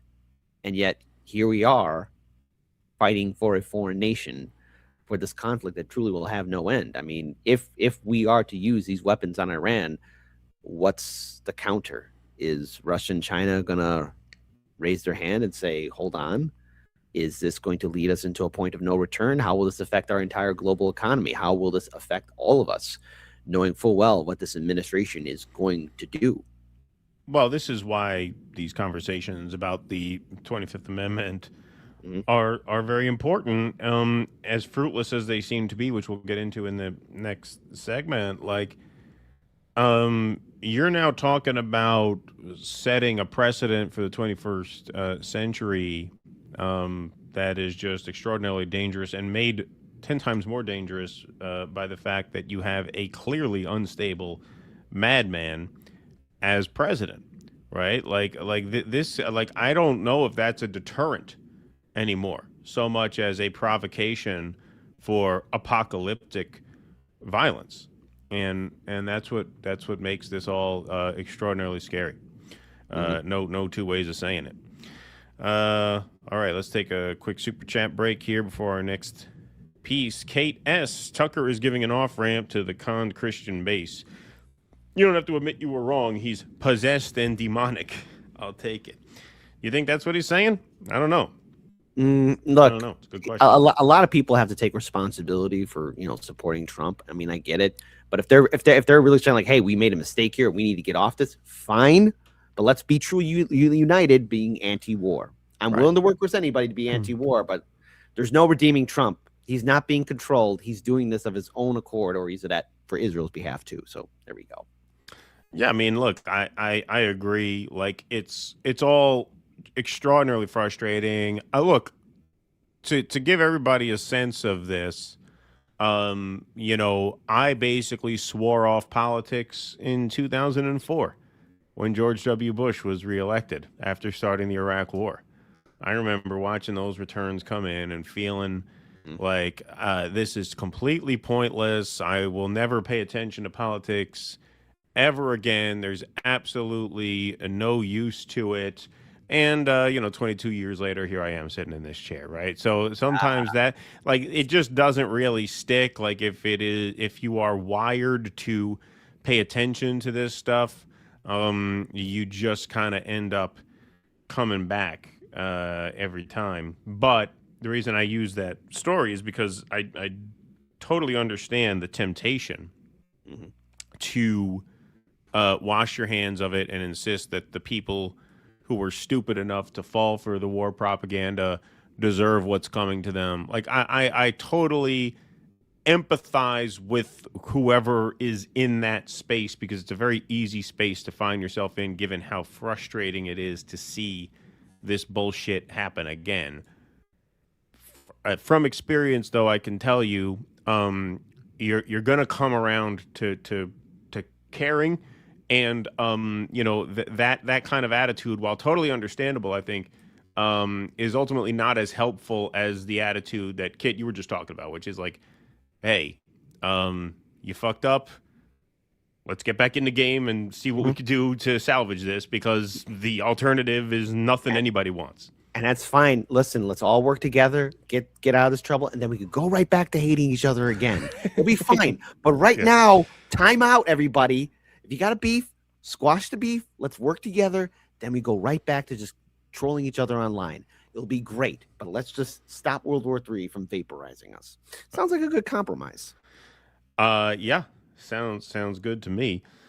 Stoop sign says Old Testament Legos. I can't wait for Lego Gaza. It takes about 5 minutes. Yeah, there's a book I got in my library called the Lego Brick Bible, and apparently it was done by a very right-wing group, I think. I don't know, but they did the whole story of the Old Testament through Legos, and yeah, it's hilarious. But I'll send you a screenshot later today. It's a fun thing to have in my collection. Love from Bahrain. Pray for us, fam. T-6 hours. Yes, prayers to you, my friend. Thank you. Love you, very Bahrain. much. Be safe. Absolutely. Gina and Heidi, Hegseth's tattoos basically say deliveries in the rear, if you get my drift. Ha. Good one, Gina and Heidi. I think the reason why the hand on the Bible flew over Tucker's head is because he was too busy worshiping the man, which the Bible tells you not to do. Ha. Good one. Good one. Very good indeed. I like that, Darius King. Vienticus Prime, I wonder if there's some sort of symbolic relevance between sticking their dicks in the wall and trafficking children. Thank you, Probably Vienticus. I imagine so. Okay. Mark P. Thico says, there's a fair chance the moon astronauts are coming back to the Planet of the Apes. You maniacs, you blew it up. Yeah, exactly. What have you done? Damn you. What does he say? Damn you at the end. And then there's planet beneath the Planet of the Apes. So us, our survivors, if there are any, we're living under New York City or Chicago, and we're worshiping an atomic bomb. So how awesome is that? Well, what's that? The King Kong series? There's like the middle Earth realm. Yeah. Oh yeah, there's the Hollow Earth. The Hollow Earth. That's right. Middle Earth is the other one. That's so that's Lord of the Rings and those Hollow Earth. Those filthy hobbits. Yeah, that's right. Raven Laz. Yes, Trump watches Fox News when he's not binging the Gorilla Channel. Yeah, that was funny. Vianticus Prime. He left out a couple words. It's a piece of shit mission. Thank you, Vianticus. All right. Let's move right on along here, folks. We got 2308 strong in the YouTube chat. 615 strong over on Rumble. Okay, should have everything loaded in here. All right, folks. So, of course, now we are going to get into the big news of the day, which is Trump's end of civilization threat against the Iranian people. Yes, when you threaten to end a civilization, that is a genocidal threat against a population, not against a government or anything like that. But before we get into that, I'm just going to kind of lead us in here by going over the past few days worth of genocidal language from not just the Americans, but of course our key allies in the region, the wonderful Israelis and their ambassador, Danny Danon, on Fox News, insisting we have legitimacy to target civilian targets. States and your country have been trying to leave as much civilian infrastructure untouched as possible because we'd like to see another government take over, and we'd like to have that government, friendly toward the United States and Israel and able to make some money, frankly. We tried from the beginning to focus on military targets, but according to international law, if the other side is attacking civilian targets, you are allowed to retaliate. And we are seeing in the last few days that they keep in mind, one of the first things that we did, and I say we because, seems to have been an American munition, but of course, where do American interests and Israeli interests begin? That can be a difficult line to draw very clearly. First, one of the first things that happened in this war was the destruction of an elementary school in Iran, where over 160 girls and teachers were killed. That was a civilian target. Now he's saying, well, we did not hit civilian targets, but if you fire rockets into Tel Aviv, well, then we have the right to fire on your civilian targets. Retaliate. And we are seeing in the last few days that they continue to target civilian targets in Israel, in the Gulf, airports, hotels. So we have legitimacy to target those civilian targets. And I would advise the Iranian to believe President Trump and Prime Minister Netanyahu, because they have showed in the last month that they are capable of striking any target in Iran. And now we have to wait whether we will continue to play the game with the Strait of Hormuz. It's what they are doing there. It's beyond imagination. They'll blackmail. They actually collect money from countries in order to. It's beyond imagination that what they are using their geographic advantage as economic leverage. That's beyond imagination.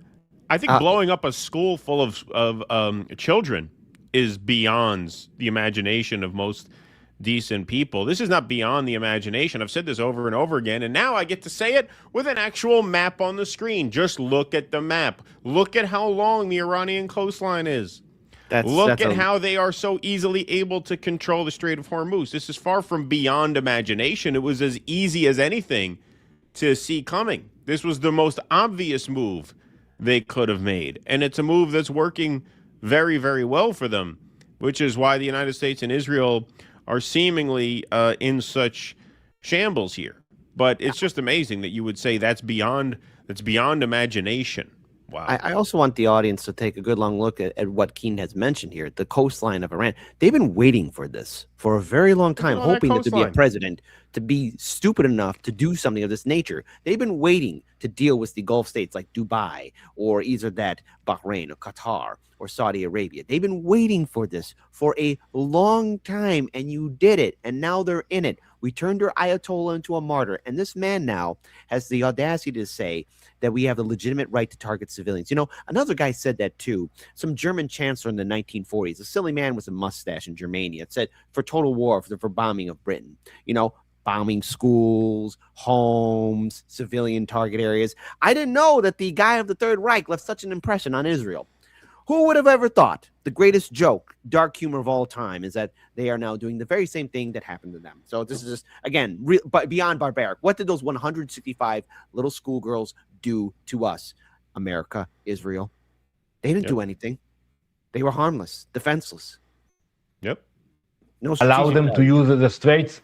We shouldn't allow this piracy 2026 to continue.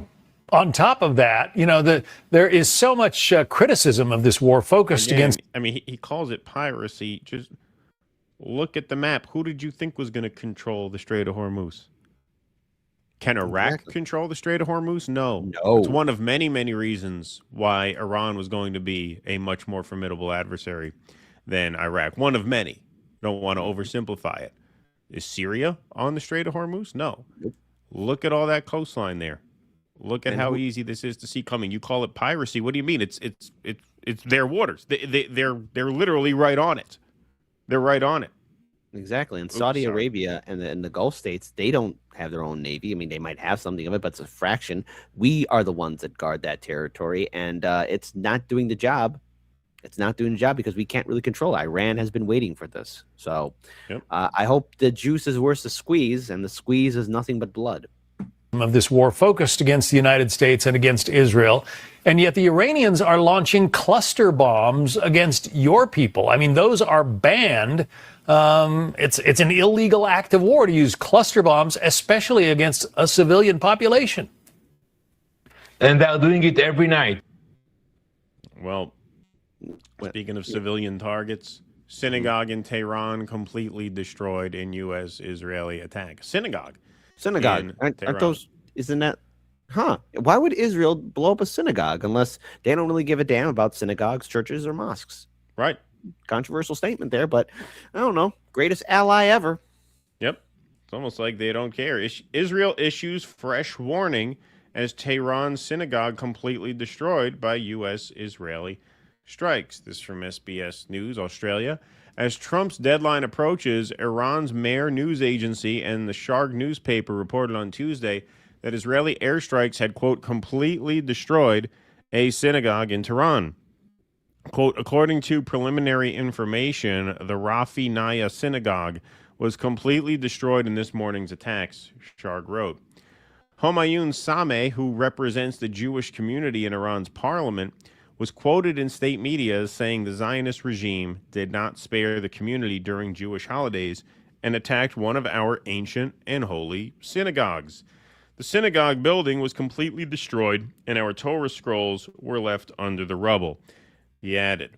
In addition to that, IDF put out an urgent notice for train users and passengers in Iran. Dear citizens, for your safety, please kindly refrain from using and traveling by train throughout Iran from now until 9 p.m. Iranian time. Your presence on and near trains puts your life at risk. Puts your life at risk. And so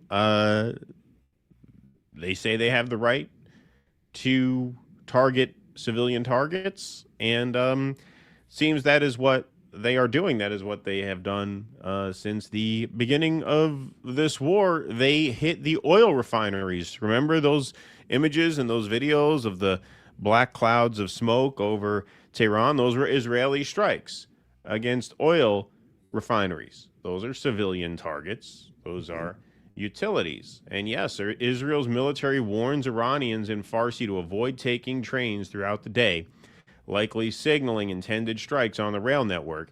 Your presence puts your life at risk. The warning posted on X read. So, when you look at Gaza and you determine Gaza was sort of the test case, if you will, for the new warfare, that seems to be true in terms of how the Israelis fight everywhere, and we seem to be taking our cues from them. Yeah, and we're bombing women and children, civilians, but this isn't the first time. If you look at the great conquest of the West, The great expansion westward, going west. What happened to the Native American tribes and nations that were there? Exterminated. They weren't given a real choice of any kind of surrender. They were just removed, exterminated. And then how ironic that when the Nuremberg trials were taking place and allied, especially American prosecutors, were confronting high-ranking German Third Reich officials, where did you learn to do this? Well, we saw how you guys answered the Native American question. Right. I mean, people have forgotten that the United States wasn't conquered. It was a handshake and a high five. Maybe in an alternate timeline. Maybe a handshake and high five. Everyone's hanging out and having a good time. But no, it was done through musket fire, bullets, disease, genocide, destruction.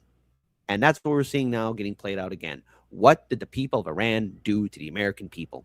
What did those schoolgirls do to the American people? The answer is nothing. And yet anyone who speaks out against this war is being vilified, being called a traitor. You now have Alex Jones and a lot of other people on the right saying, whoa, Trump, you're leading us to something that I don't think you realize. But he does know what he's doing. He wants this because he's doing it on behalf of the people who bought him. He's got a lot of Israeli donors and backers who got him out of his legal nightmare. And now he's back in power. He's a lame duck president, as you stated before. And we are going into this war with the absolute destruction of humanity. There's no great recovery. Right now, the only way we can get out of this is if Americans truly step up and be very real about being anti-war, working together and trying to stop this before it gets out of hand. We have to show the world that we are not for this war and that our sons and daughters do not deserve to die in a pointless conflict. Because if we do this, there's no going back. It's over for us then.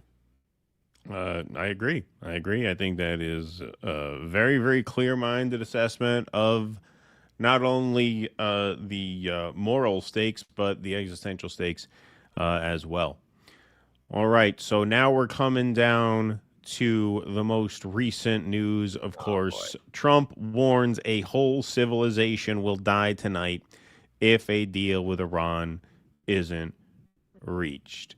Airstrikes hit 2 bridges and a train station in Iran on Tuesday, and Iranian officials urged young people to form human chains to protect power plants, as U.S. President Donald Trump warned that a whole civilization will die tonight if Tehran does not meet his latest deadline for the Islamic Republic, to agree to a deal that includes reopening the crucial Strait of Hormuz. Don't forget, a week ago, he told Europe to go get their own oil and implied that we were willing to walk away from this without the strait being reopened. I have to emphasize reopened, because one thing that it's easy to forget in all of this is that there was no problem passing through the Strait of Hormuz until we struck Iran. So this whole fucking thing now is just a mission to get back to zero. It's like when you sit down at the blackjack table and you lose all your money and you spend all night just trying to get back to even. That's where we're at right now. We're saying, Donald Trump, well, we've already had regime change, right? Now we just need to get the strait open. You have not had regime change in a meaningful sense.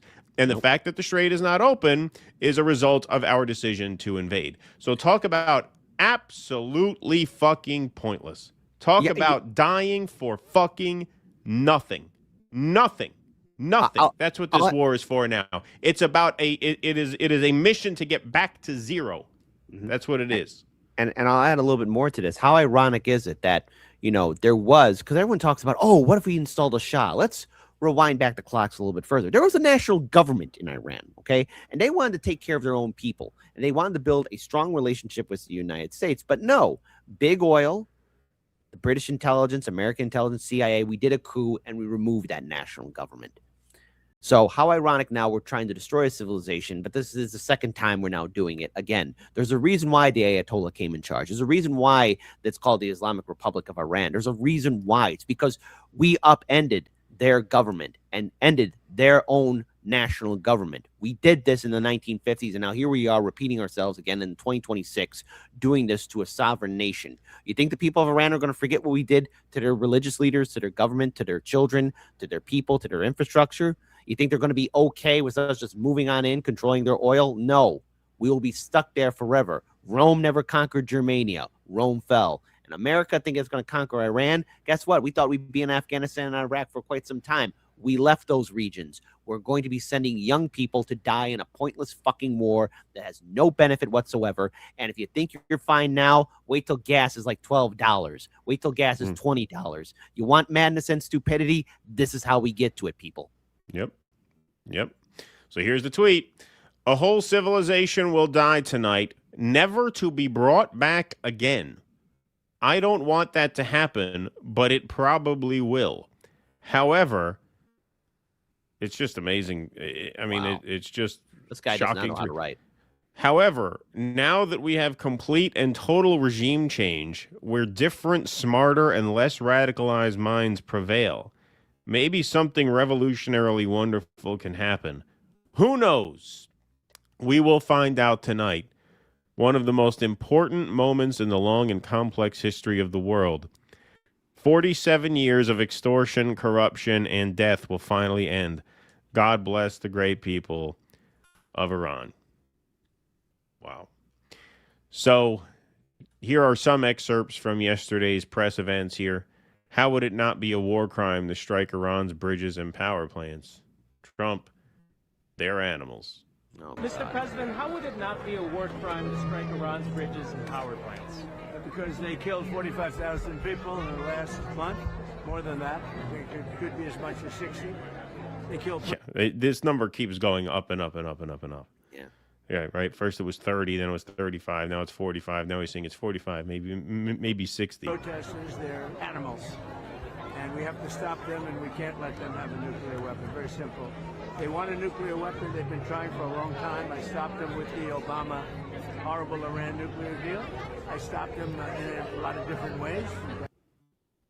Yep. And just to give you a sense of how erratic this man has become, here's infogram, 1 p.m. Trump, new regime in Iran is much, much smarter.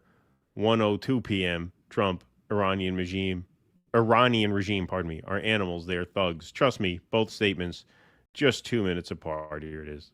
From ending the war. Well, it could end very quickly, the war. Stupid they music what in the they have background. To do. They have to do certain things. They know that. They've been negotiating, I think, in good faith.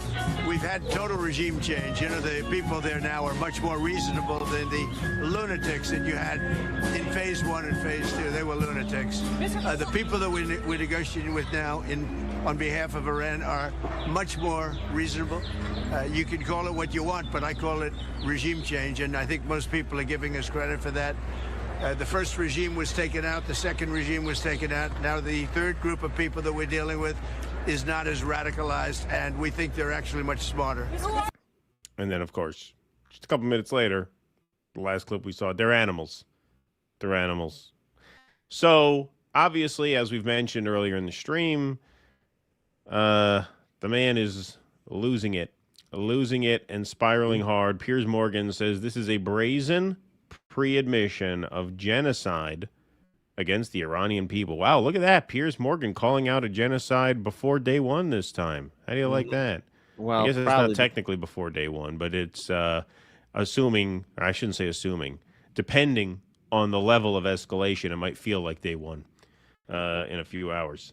People are reading the room. People are reading the room, and they're realizing now, like, hey, you know, they went to bat for Trump. There's no defending this. And at the end of the day, look what this war is. It's a perfect distraction. Again, not focusing on the Epstein files. This war is nothing more than a way for us to get stuck once again at behest of Israel. So it's 2 for the price of 1. It's just us, the American people, now that have to put an end to this.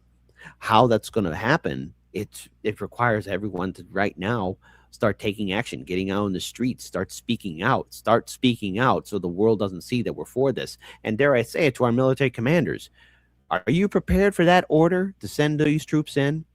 Or do you realize that after all the war games that have been done, because here's the thing, even Bush Jr. and Cheney, those 2 warmongering idiots, wouldn't do anything this stupid. And that's not saying much. Yeah. No, I mean, it is, well, you know, Tucker has been talking about that. You know, Candace Owens has been talking about that.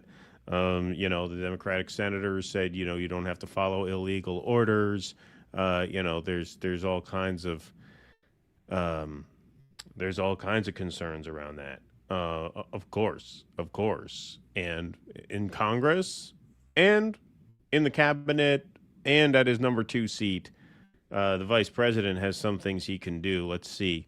Let's see how willing he is to do that. We're going to find out in a very, very short time. And by that, I mean by the end of this segment, because this just gets worse and worse and worse. So just to read Pierce's tweet again, this is a brazen pre-admission of genocide against the Iranian people, which would obviously be a war crime.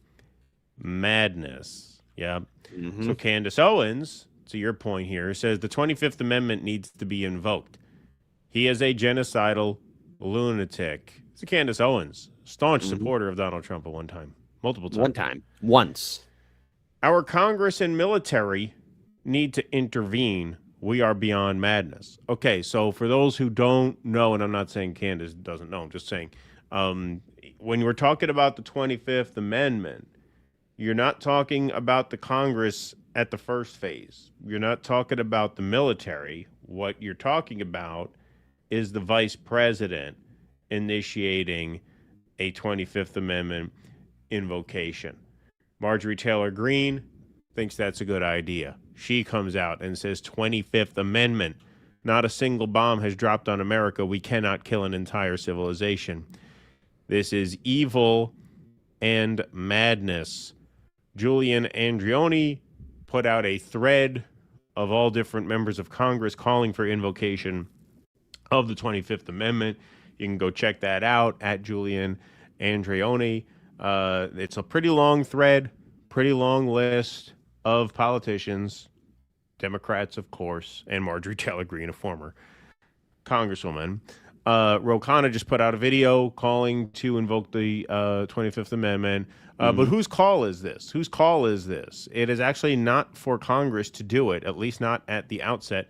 It is for J.D. Vance to invoke the 25th Amendment, convene the cabinet. If a majority of cabinet members vote to oust the president can object, at which point Congress would be activated and they would have to vote on it. So it's not to say Congress has no say, but Congress is not the first step towards invoking the 25th Amendment. That first person to do it would have to be this fucking guy. This fucking guy who's not even in America today. He's in, talk about your America First administration. You got Donald Trump threatening to annihilate another country on behalf of a third country, and the one guy who could invoke the 25th Amendment to stop it, where is he at? He's at the Hungarian-American Friendship Dinner or whatever the fuck this is. He's out there campaigning for Viktor Orban. The fucking guy's out there campaigning for a foreign leader while his president starts a war of choice on behalf of a foreign nation. This is America first, everybody. This is America first. So he's not even in the country for this right now. But let's see what his position on Trump's latest statement is. Let's see if J.D. Vance says, whoa, that's too far. This is an emergency. We got to get this guy out of office by invoking the 25th Amendment. Do you think he says that, or do you think he backs Trump up? Please place your bets promptly. I think he's going to be backing Trump because he's too much of a cuck, and his eyeliner. He needs a Ford for his eyeliner. You know. Yeah. Yep. Here it is. Confident that we can get a response, whether it's positive or negative. We're going to get a response from the Iranians by 8 o'clock tonight. I hope they make the right response, because what we really want is we want a world where oil and gas is flowing freely, where people can afford to heat their homes and cool their homes, where people can afford to transport themselves to work. Oil and gas was flowing freely until you started the war. That's not going to happen if the Iranians are engaged in acts of economic terrorism. So they've got to know. Economic terrorism, the Strait was open before you started the war. We've got tools in our toolkit that we so far haven't decided to use. The President of the United States can decide to use them, and he will decide to use them if the Iranians don't change their course of conduct. Well, that is not encouraging that we're invoking the 25th Amendment. Team player J.D. Vance going down with the ship. Gen X Girl says J.D. Vance reaffirming Trump's genocide threat on Iran, thinks he's going to be the next president. Someone give him Kamala's phone number. Yeah, he will not be elected president in 2028. I have a feeling he is going to be the next president because, as I have predicted at the beginning of this year, and I think my prediction looks stronger and stronger every day. I don't think Trump is finishing this term. I don't know if they'll 25th Amendment him. I don't know if he'll be impeached or if he will just be nudged to resign. But this is completely unsustainable. This is unsustainable. The Democrats are going to win the House. We don't know by how much, but they're going to win the House, which means they're going to put Trump through impeachment hell next year. Does Trump seem like the kind of guy who's going to stick around for that at this point? Does he look like he has the kind of fight in him that he had 10 years ago? Not to me. No, I don't see it. So I do see J.D. Vance taking over as president. I see that being much too late, though. Much too late. This is an emergency situation right now. The 25th Amendment has to be invoked literally right now, literally before 8 o'clock tonight, literally within 5 hours. And it's not going to happen. This fucking guy, not only does he back down, he's in Hungary. He's overseas when this is happening, campaigning for another leader. Yeah. Here's your America First administration, everybody. I think, again, we're talking about the legal process, but look, legal process can drag its feet, and the whole idea of expecting courage from a politician, you're better off expecting real authenticity from a WWE script from somebody being a wrestler. I would say at this point, maybe our only other hope is that the generals refuse the order. The Air Force generals, the Marine Corps generals, the Army officers, the naval commanders all refuse the order of dropping maybe a nuke. All right, God forbid it leads to that. But something has to be done, because where the military says, okay, there's no sound strategy here, we got to get out of this. But then again, when you have military commanders saying that Trump is the chosen one to bring forth Armageddon and Jesus Christ returning, you got a lot of sycophants in there that really believe in this and want to have absolute control over Iran. No one's really prepared for the cost. They're just prepared for the sacrifice, or willingly to have large numbers of sacrifice for a war. I'm not expecting courage from anyone in the Trump administration. I mean, Epstein administration, because Trump said it himself. He surrounded himself with losers. These are losers who are cowards who have no backbone. And Trump wants to be the big man amongst all the little people. So, yeah, I hope you're right. Maybe somebody has courage, but these are politicians, American politicians, and there are no more lions among us. The only lion that was left was JFK, and that's when our country got taken over. Yep, 100%. That is when the country got taken over, no doubt. Can draw it back to that. Trump has extended previous deadlines, but suggested the one set for 8 p.m. in Washington was final, and the rhetoric on both sides reached a fever pitch, leaving Iranians on edge. Trump threatened to destroy all of Iran's power plant. I love both sides. The guy threatened to end Iranian civilization. That is a genocidal threat. The Iranians have not made an equal threat against the American people. That is simply not true. Anyway, Trump threatened to destroy all of Iran's power plants and bridges if Tehran does not allow traffic to fully resume in the strait, through which a fifth of the world's oil transits in peacetime. Here's the AP reporting this. The Associated Press. This is not Press TV. This is not Iranian state media. This is not their wartime propaganda.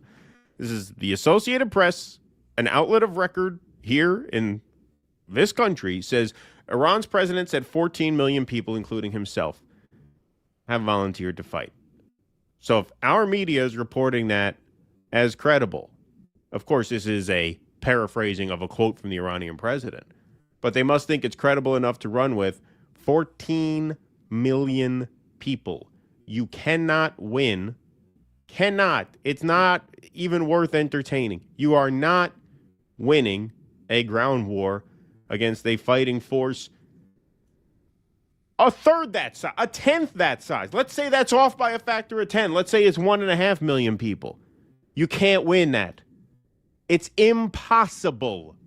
It is impossible.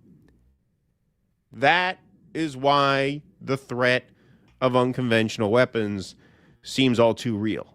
We learned this lesson in Vietnam. My father, I never knew him. He died before I was born.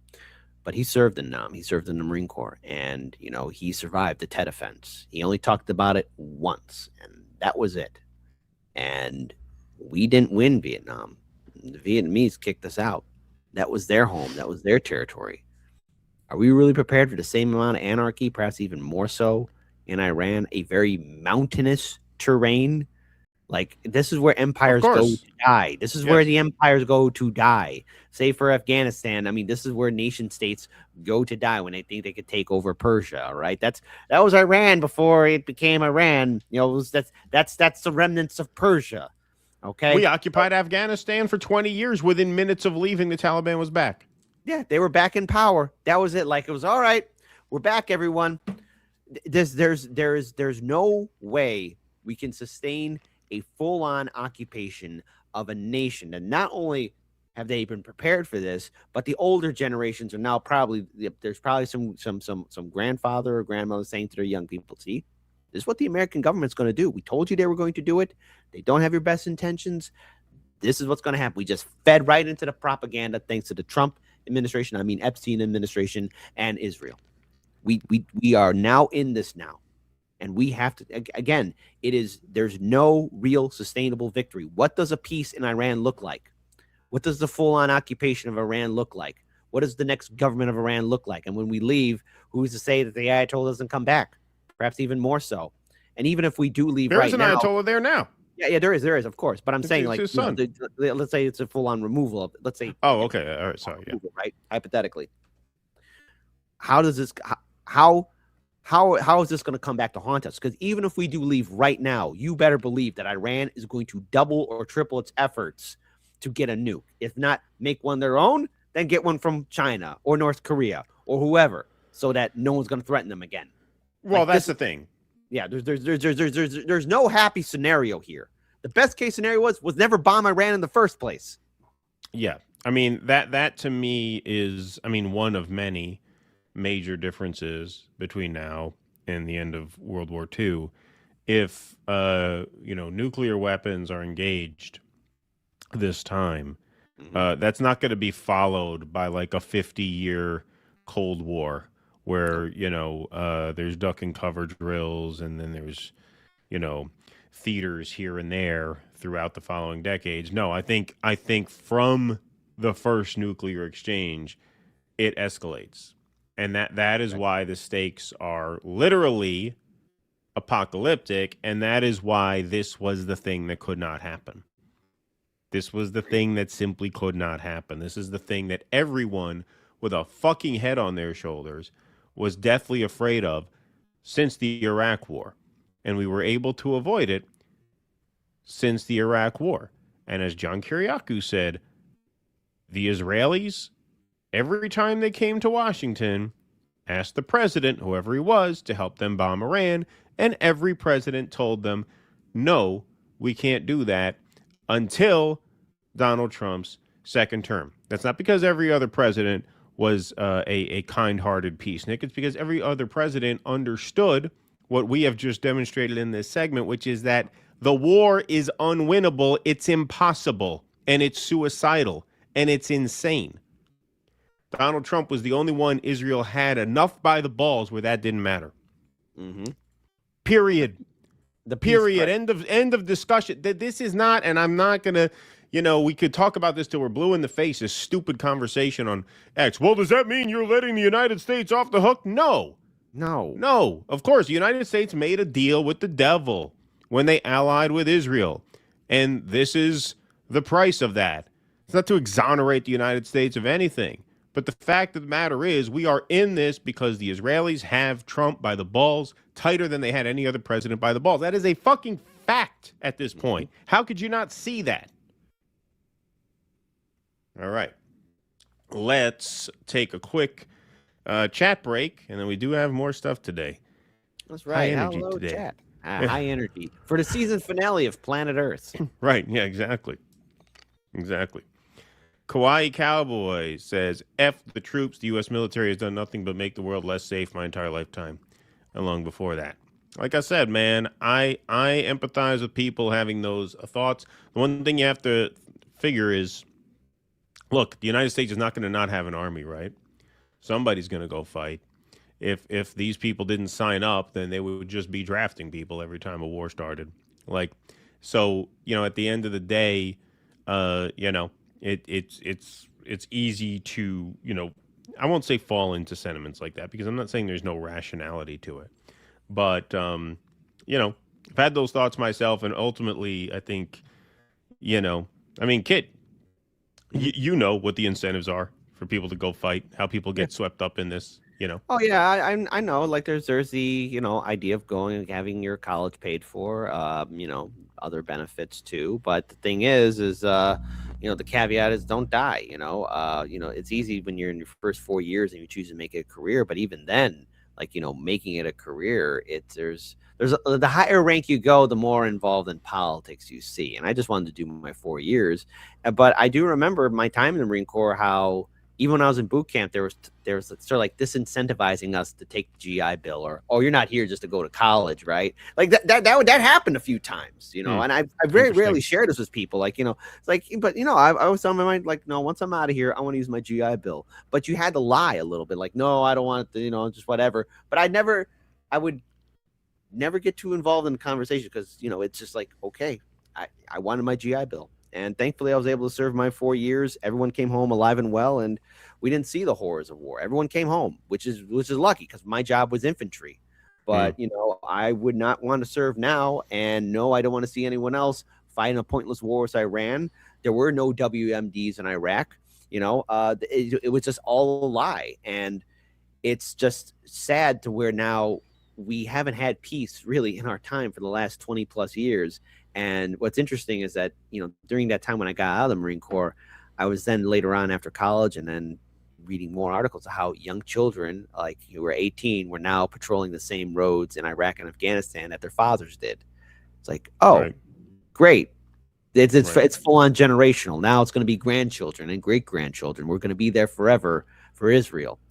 I want everyone to understand that a draft, if it does happen, who really wants to stick their neck out for a foreign country? Right. And if this country wants to make this gamble of, oh, yeah, we're drafting you in, there's going to be a lot of people saying no.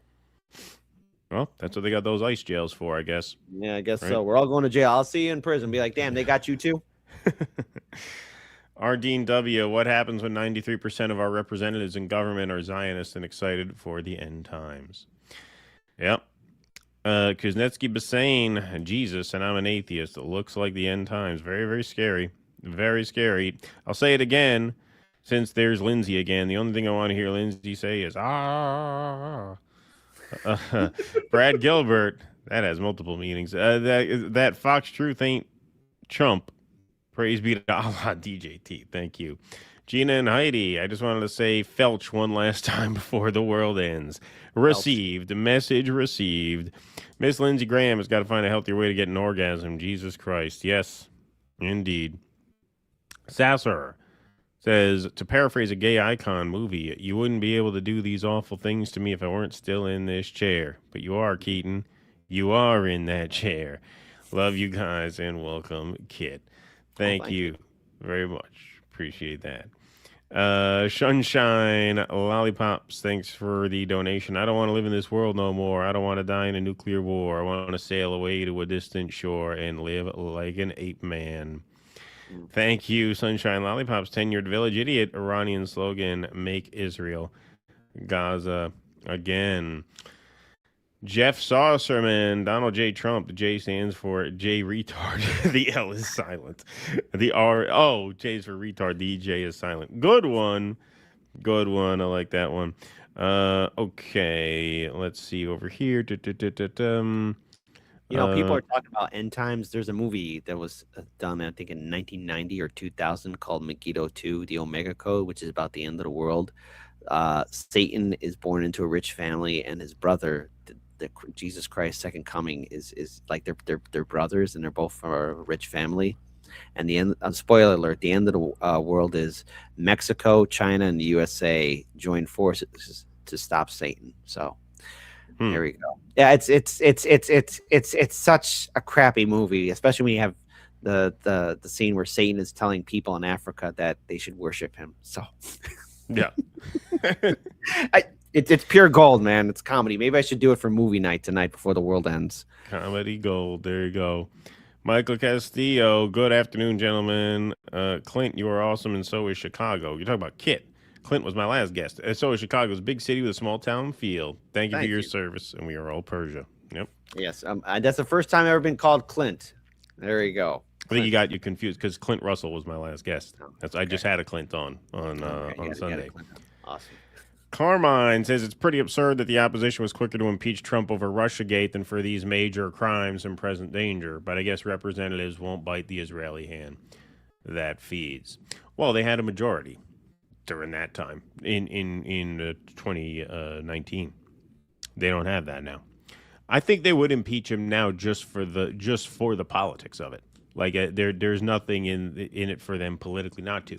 It's not going to really change much. I mean, he's not going to get removed from office, not now at least.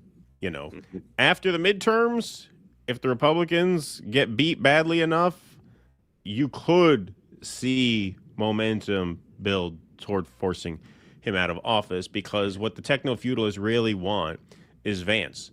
And if Trump, this has been my calculus all along, folks, and you're already starting to see people talk about 25th Amendment and Trump resigning, and this is why I predicted that it's going to happen around the end of this year into the beginning of next year. The longer Trump sticks around, the less and less likely Vance can win the 2028 election. Mm-hmm.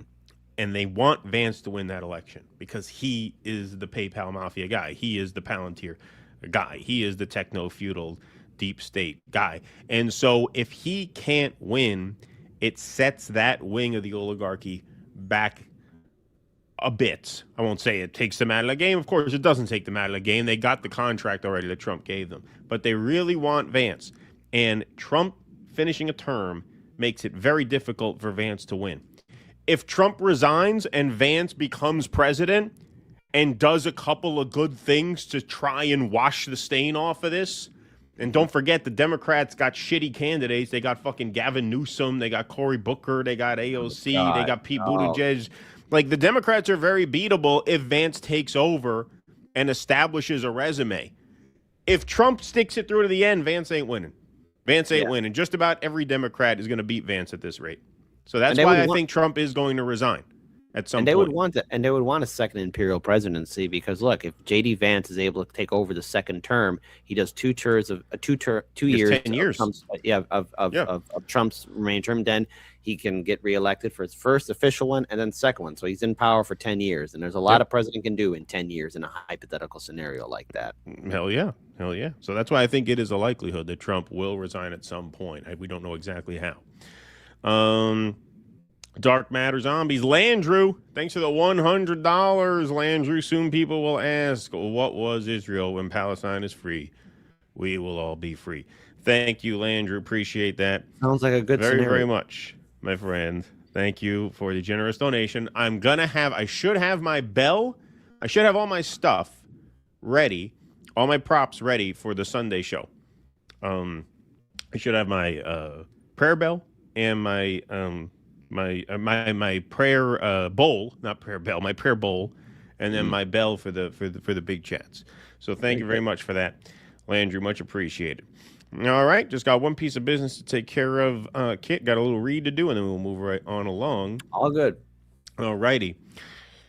So here's a little inside scoop, folks, that many creators are talking about behind the scenes. It's actually one of the reasons why we use Rumble, because they've made a way to super chat us creators so we get paid immediately and without any fees. While YouTube and Twitch can take up to 50% fees when you tip creators, this method takes none. That's right. The platform takes 0 fees. We keep nearly 100% of what you send us. You can super chat with Bitcoin, Tether USD, or even Tether Gold stablecoins. The tip will show up directly on the Rumble chat, which of course we read throughout the program. So all you need to do is download the Rumble wallet on the App Store and send the tips to us, your favorite creators. You can also go to wallet.rumble.com, or you can download the app directly from the App Store. It's an amazing way to get rid of the middleman and help the free speech creator economy that Rumble supports so well. Wallet.rumble.com. Link is on the screen. QR code is on the screen. You can scan that, or you can find Rumble Wallet on the App Store. It is super simple to send a super chat through your Rumble wallet. You do it the exact same way you send any other Rumble rant. Before it sends, it just gives you the option to pay in USD or through the Rumble wallet currency of your choice. It's as simple as that. There's no extra steps involved. So please go to wallet.rumble.com and get yourself set up. Shout out, of course, to Rumble for making this disruptive technology. Okay, let's move right on along here. So now we're going to get into some reactions from some in government to Donald Trump's unhinged threat against Iranian civilization. Okay, so he says, of course, just to catch everybody up in this segment here, a whole civilization will die tonight. So here is Congressman Mike Lawler, pardon me, who represents the Hudson Valley, very near where I used to live. Here he is with some pretty pathetic cope about this latest statement. From the president is that a whole civilization will die tonight, never to be brought back again. You say the president doesn't want to do it. Does being reluctant to end a civilization make it okay? Again, I don't think we're talking about ending a civilization. The issue. So you don't believe? Oh, no? You don't believe? Are you saying you don't believe? Congressman, do you say you don't believe the president's threat? Do you say you don't believe the president's threat? Infrastructure. He said a civilization will die tonight. See, there was a time where Donald Trump trafficked in inflammatory language and didn't back it up, so you could kind of chalk it up to style and hyperbole. Not now. Not now. Those days are over.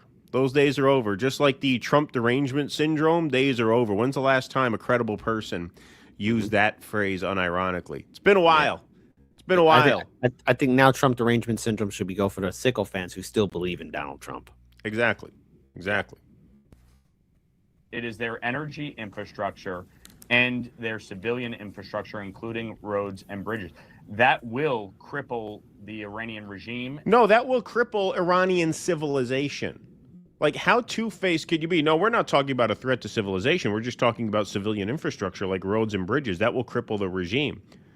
No, attacking roads and bridges, amongst other things, power plants, which Trump also threatened, that will cripple civilization. Yes, that is a threat against Iranian civilization. That is not hyperbole. You are explaining it to a T as it will happen. And the gaslighting here is just extraordinary. And certainly their economy. That is not something we want to do because, as Ron Johnson said rightly, we are not at war with the Iranian people. We want them to be free from this oppression. Free from this oppression? So you're bombing their schools, their power plants, their roads, and their bridges so that they can be free from oppression. Killing their little girls who had their futures ahead of them. Yeah, murdering their school children so they can be free from this oppression. How stupid do you have to be to believe this shit? How can anybody watch this and not think what a fucking asshole this guy is? Like, how gone is your brain that you can hear him say a thing like that? Yeah, we're going to attack their bridges, their roads, and their power plants, and we're going to cripple their economy in order to liberate the people from the oppressive regime. You have to be a fucking brain-dead moron at this point. There is no other way to describe you. There is no being nice about it at this point. Nope. If you're on board with this administration and you want to go ahead and see this war continue on, well, then great. You've shown yourself to be a good little puppet, all right? And all what this war will do is just cause more pain and suffering. There's no way that we're going to walk out of this in one piece. This will be our end as a nation, as a global superpower. Everything has a beginning, middle, and end. And if you're on board with it, then great. Welcome to idiocracy. The only sad fact about idiocracy is that at least those people were coherent enough to know that they were stupid. At least they tried to fix themselves. They knew that Comanche was looking for a smart guy. So that was the first thing. He realized he was stupid and he needed a smart guy. This administration and all the sycophants, dumb. And they don't know that they're dumb. Yep. That they have lived under for 47 years. But if the president has to take necessary action to strike their energy and infrastructure. That is going to cripple the regime. That is what he is talking about. You don't believe a threat. You don't take him at his word that he will end a whole civilization. He is talking about the energy and civilian infrastructure. This guy, by the way, is almost certain to lose his seat. Like, he was an underdog to win this seat. I know this seat fairly well. It's a neighboring district to where I grew up. He's almost certain to lose this seat. At which point you have to ask yourself, why not go out with some dignity? Oh, that's right, because you have no dignity. Because this is the guy who tried to implement the anti-boycott bill. Mike Lawler is the guy who tried to take away your First Amendment right to join an international boycott of Israel. So far out of left field that even the Republican majority shut it down. Why? Because Marjorie Taylor Greene spoke out against it, Charlie Kirk spoke out against it, and Thomas Massey spoke out against it. So that's who this guy is. So when you ask, how could he say this? That's how. Yeah, and I also want to add on here, too, that a lot of these right-wing people who are free speech warriors, I'm noticing they're on a super fast rush to censor and suppress anyone that goes against their narrative. I thought they were all in for dialogue, you know. I was against it when they were being censored under Biden and Kamala, but, now it's their turn. They want to censor everybody. So it's like, hey, what are you for? Free speech or not? Because everyone has a right to say this war is bullshit. And anyone that's investing into it and for it is being revealed to be nothing more than a good little cuck and puppet to the corporate donors and owners of the Epstein class. So, yeah, this guy's a moron. But don't worry, we got plenty in Chicago, especially in the Democrat Party, too, who, while they say they're against the war, they got the AIPAC Association, too. Yep. Indeed. And so let's see Mike Lawler, same guy, different network, though. Singing a little bit of a different tune on Fox News than he sang on CNN. On CNN, he's saying, yeah, he said end the civilization. He didn't really mean that. What he meant was we're going to attack certain infrastructure in order to cripple the regime. Fox News, though, much tougher. He is not bluffing. People misunderestimate at their own peril. Yes, he actually uses that word, seemingly unironically. President showed last summer with the strike on Iran's nuclear facilities, as he showed in January in Venezuela with the removal of Maduro, and as he showed 5 weeks ago with the beginning of this incursion. He is not bluffing. And I think people misunderestimate at their own peril here. Okay. All right. So a little different there from the diplomatic Mike Lawler that we saw on CNN. Here's this guy who I never heard of. Pat Harrigan goes full war is peace. Oh, wow. Yeah. Talk about Orwellian. President Trump is trying to actually turn the temperature down. Oh, really? Turn the temperature down by threatening to kill an entire civilization. Wow. Chaos all around the globe. That was American weakness, unfortunately, that did that under President Joe Biden. President Trump is trying to reassert that authority. The reality is, though, is that costs money and it's very expensive. And so we have to take a look at where the globe is right now. President Trump is trying to actually turn the temperature down. Yep. He's absolutely trying to put the screws to our strategic adversaries, which is China and Russia. He's doing that by taking off their periphery allies in Venezuela and now Iran. It's actually turning the temperature down. Wow. Well, here's a voice of reason inside the Republican Party. That's why I'm telling you, folks, I don't think Trump finishes the term. Eventually, this all adds up and drives him out of office. You're not as far away from it as you may think. Look what happened when they got the 218th vote to release the Epstein files. What happened? Donald Trump had to come out and tell everyone to vote for it. Why? Because once the majority voted to release the Epstein files, at that point, even most Republicans wanted to be on the right side of that issue because now it was going to pass anyway. A similar thing is going to happen here. It's going to happen around the time of the midterms. When the writing is on the wall that this is a lame duck presidency and will go down as the most disastrous presidency in the history of the country, it will not take long at that point for enough Republicans to get on board with removing the president. Of course, the problem with that is it's far too late because we could be looking at apocalyptic violence between now and then. But here is Ron Johnson speaking some kind of reason in the face of this most recent threat. Brain that President Trump this really is bluster. I do not want to see us start blowing up civilian infrastructure. I do not want to see that. We are not at war with the Iranian people. Oh, yeah. We are trying to liberate them.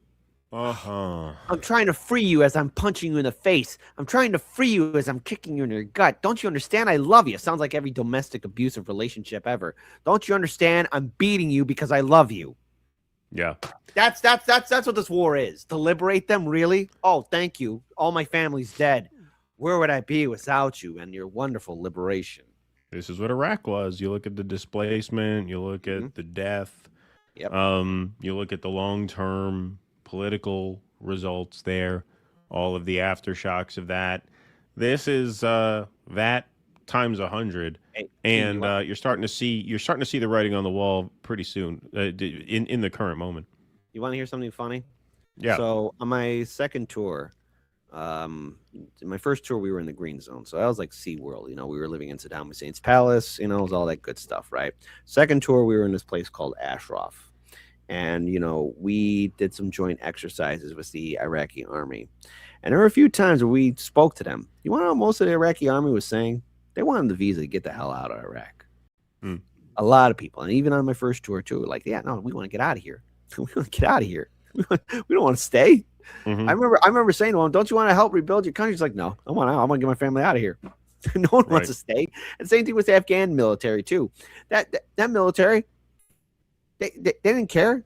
Everyone wanted out, and they all knew what was going to happen. As soon as the USA left, things were going to go either worse or revert back to how it was before, and that's what's going to happen in Iran. You think there's going to be like a new Republic army? No, they don't care. They're going to want to get out of there as fast as possible. They're only using it for a meal ticket. The whole idea of liberating a nation and then trying to put in something Americanized is not going to work. It's been done before. It's been played before. And the song will always be a miss. It won't be a hit. Just like what was Tony Soprano's friend in who was in Hesh? Hesh always said like a hit is a hit. What he told to Chrissy, a hit is a hit. That is not a hit. Yeah, the Iraq-Afghanistan duo is not a hit. Right, not a hit for sure. All right, so we're gonna just put our supporters up on the screen here. If you like what we do and you want to help us do more of it, please do by becoming a member. DoDissidents.com/Patreon/Substack or /locals. We get, as perks of membership, Film Club Night with Right Brain TV. We also do extra content and Q&As once a month, and we do call-in Q&As every Sunday night. Patrons have call-in access to that, so please, if you can, sign up for $5 a month. It really helps us out. It's the best way to support the show by far. Links are on the screen. You guys are the backbone of the operation here. 3 Tom the Bomb, thanks for the $5. Say, the American Communist Party continues its work to organize the working class nationwide. ACP.US. Thank you, 3 Tom the Bomb. Mark P. Thick-Ho. So I guess Putin just has to warn Ukrainians not to take the bus or go to the stores and so on before an attack, and he'll be home free. Yeah, exactly. Good point. Nong Nong Nong. Does a pampered U.S. tank bait colony run by a snot-flying master-raised death cult have a right to exist? Yeah, exactly. Good question. Which, by the way, I'm so angry. You know, I paid my taxes, and I feel like such a cuck, man. Yeah. It's like knowing that my money just went to a war or to help our politicians protect people of the Epstein class or helping the country that starts with the letter I. Is it Iceland? No. But I mean, I feel like such a loser. I feel like a big loser. I feel like an idiot. I don't blame you. You know, just yep. Wonderful. Not good. EO Shush, when the world burns, the last 2 survivors, a smug shit lib and MAGA, lay dying in the ruins. The lib's final words, I told you so. MAGA smirks with his last breath. Yeah, we sure did own those libs. Yeah, exactly. Good scene writing. Michael Castillo, gentlemen, can you tell me about the Bears leaving Chicago and Soldier Field being demolished, erasing 100 years of history? Love the show as always. I'll just keep this short and brief. I think the Bears leaving Chicago is an absolute insult. And if you want to leave the city that you build a name off of, fine. Don't let the door hit you where it splits you. But Is that happening? There's still talk about it. At the end of the day, the Bears allegedly owe money to the city, but they say they've paid it. There's talk about having a new stadium, but Soldier Field is a classic stadium. But the reason why it's such a backward situation is because it goes all the way back to our first king, Mayor Daley Sr., and the design requirements to make Soldier Field. It'll take up longer than it would be, but I'm just saying that, yeah, the Bears leaving is a big middle finger, and anyone that wants to leave the city, they can go F off. So. That's horrible. Yeah, the Bears can't leave Chicago. I didn't even think that was being discussed. It's not the first time a football or sports team would leave a city or a region. No, but I mean, that's an institution. I mean, I guess the Raiders were an institution, but Oakland is just kind of collapsing now. Like they lost their baseball team too. Like Chicago, that's a major city. I know. It's a major city with a storied team that's been around forever. Oakland is not exactly a major city in the same way. This would be like, it would be like New York losing a team. Yeah, like New York Yankees, leaving New York City. Like, come on, what the hell is that? So the Bears have not left yet, but there's still all this dialogue and conversation. In my opinion, I think the Bears are going to get another deal where they can stay at Soldiers Field, but they're going to have probably another place where they could train. They want to make as much money as possible, and because of how well the team did this year, I'm willing to bet that the city of Chicago and state government are going to do everything they can to keep the Bears in Chicago for the namesake brand. Because they did pretty well. They did very good this last season. So, yeah, but it's like, okay, they're making more money, but what about the city? Because this city's going to have a little bit of a roller coaster ride in 2027 for our city elections. Yep. I'm looking forward to that. Oh, yeah. Nocturnal Humans, 6 million Jews were killed during World War II. Trump is threatening 90 million people in Iran. Trump will make Hitler look like an upset toddler in comparison if this threat becomes real. Yeah, we will. I want you to be wrong, buddy. Me too, of course. Rumor has it the new president of Iran Trump has been negotiating with is actually Gunther Eagleman. Ha, good one. Vienticus Prime, I know Trump was probably saying something he thought was intelligent, but all I heard was blah, blah, blah, like a dick in my ass. Thank you, Vienticus Prime. P. Walker, someone should text J.D. Vance Mike Pence's contact info because they'll end up in the same place. Yep, I agree. J.D. Vance is already looking for his next cushy job. Ha, good one, Nocturnal Human. Thanks for the super sticker, race car. Appreciate that very much. Kuznetsky Bassane says the world must give the USA an ultimatum. T-Bone, if Iran had nukes, would this have even started? Of course not. Probably not. Kid is a good man. Love him. DD rocks. T-Bone. Thank you. I do appreciate all the love. I've been going through a lot this year and last year, of course, and all the solidarity and love really means a lot to me. Thank you, everybody. Holding strong, but I just... Of course. There you go. Okay. Let's take a look here. Active Guardian.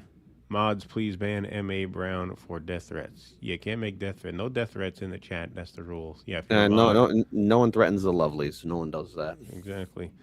Vienticus Prime. Well, just for perspective, let's not forget what global agendas the Iranian government participated in. I think it's prudent for people to keep that in the back of their minds. Thank you, Vienticus. Kawaii Cowboy, I'd rather get drafted and desert than join the world's terror organization. If you got duped, and apologize for your participation. You're my ally, but not before. Brad Gilbert, thank you, Kawaii Cowboy. JD already won the 2028 selection. They just need us to believe the 2028 election. All elections are fake. Make us believe we elected the selected. An 8 I am. Thank you for the $100 in 8 I am. Appreciate that very, very much. I guess as long as I'm alive, all I can do is to do as much good as I can to help balance out the evil. Love your show. Vote Vega. Elect yourself. Thank you so much. That's very, very kind of you. Really appreciate that generous donation. And yes, we'll be live on Rumble exclusively with that Vega debate coverage. So if you're not following us on Rumble, get over there and do it. You're going to want to be on Rumble for that. DoDissidents.com/Rumble. Rumble. That takes you right to this stream, and you could smash that follow button. Please do that so you could join us for part 2 of this day-night dissident doubleheader. P. Walker, are you calling the president a liar, Rep Lawler? Is that what CNN should have said? Yeah, that is what CNN should have said, indeed. $1 Million Trooper, Trump's threats are like a drunk husband blaming his wife in advance before he beats her ass. Victim blaming. Thank you, $1 Million Trooper. Appreciate that. Vienticus, well, dead people are free from oppression and everything else. Just remember, spreading democracy means getting rid of anyone who doesn't want things run the way I do. That's right.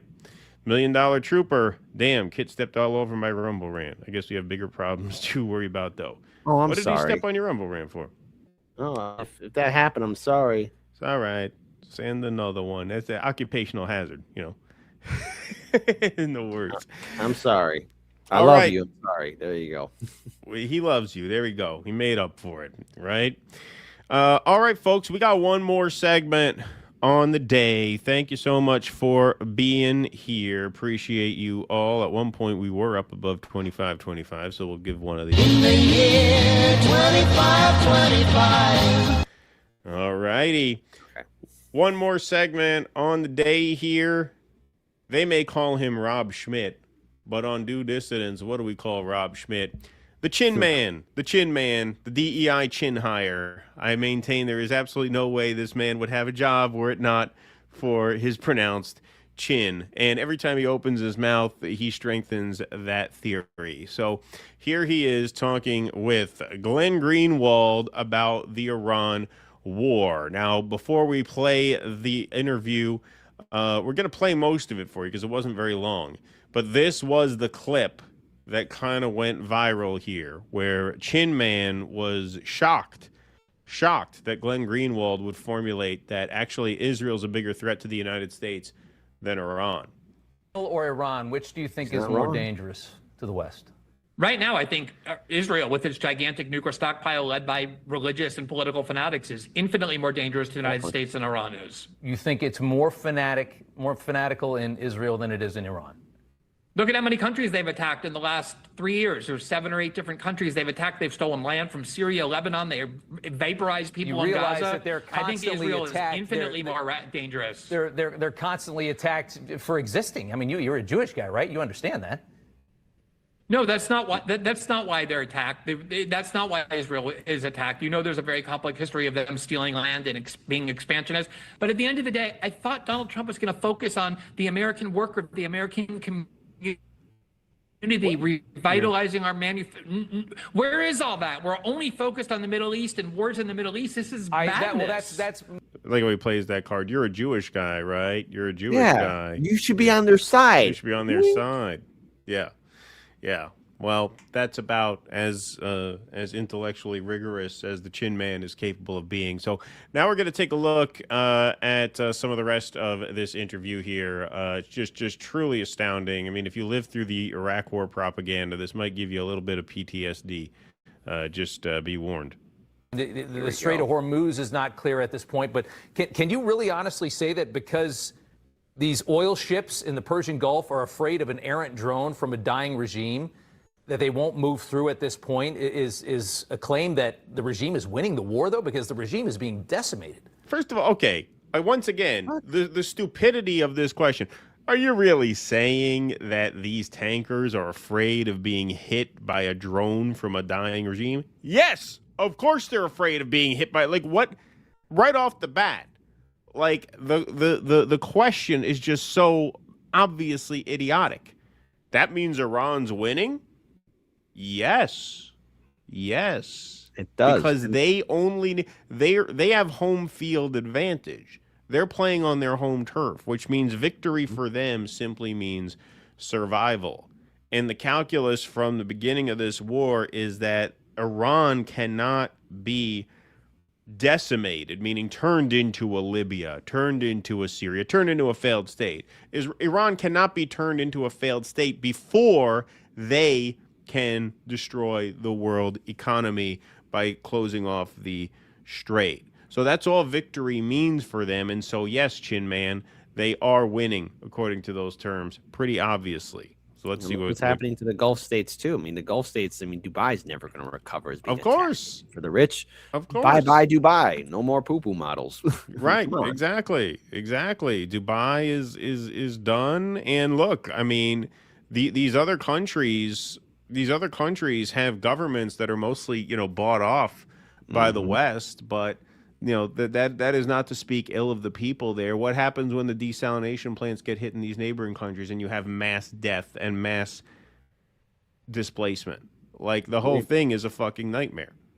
Are you kidding? Every American military base in that region has been hit and hit very hard. They obliterated the CIA base in Saudi Arabia. They've completely destroyed American embassies and American military bases in Iraq and Bahrain and throughout they're firing off what ballistics they have left, and they have a drone capacity that we know about, and they can hit targets that are very close by. But let's move to this for a second. This again. Just absolutely no answer. Okay, so let's move on to my next stupid question, because I can't rebut that at all. Yeah, he can't. And not to mention, he's probably got somebody whispering in his ear, like, you better start saying something like a gotcha thing to him. You're losing here, buddy. Yeah, I mean, this guy is like way in over his head talking to Greenwald. I mean, this guy is a fucking moron. This guy, literally, that's why I call him the chin man. He's a chin hire. You tell me they'd hire this guy if his chin didn't look like that. Absolutely 0% chance this guy would have a job if it were not for that chin. You agree this is a very dangerous regime in Iran. Do you agree with that? I agree that this war is way more dangerous to Americans than the Iranian regime ever was. We have had, how many attacks we've had in our... Yeah, of course. Obviously. Just answer? Yeah, sure. Yeah. You know how many attacks we've had on our soil, on American soil, by Iranian terrorists or by Shia terrorists over the last, say, 30 years? Zero. There have been huge numbers of attacks that come from the countries we prop up, from the dictatorship of Saudi Arabia. What about and throughout the region? But Iran is a threat to Israel, not to the United States. Our soldiers, where would they have attacked our soldiers? You mean in Iraq? That was another war we shouldn't have been fighting. Like, Afghanistan? What are you talking about? Or Afghanistan? Yeah, like, what are you talking about? Like, that. Those are reasons not to start those wars either. Those soldiers shouldn't have been put in that position. Like, okay, but what he's really talking about is Israel. Let's see if that comes up. The country with the letter Iran is a threat. I mean, how many Americans live in Israel? 200,000 or so? I mean, how many Americans do we have on bases throughout the Middle East that have been attacked by Iran? How many? How many Americans live in Israel? That's what he means. That's what he means. They attack Israel. Huh. Good thing Israel will never attack us, except for the USS Liberty. Don't say that to Tim Pool, because he'll get triggered. Right. Or 9/11. Haha.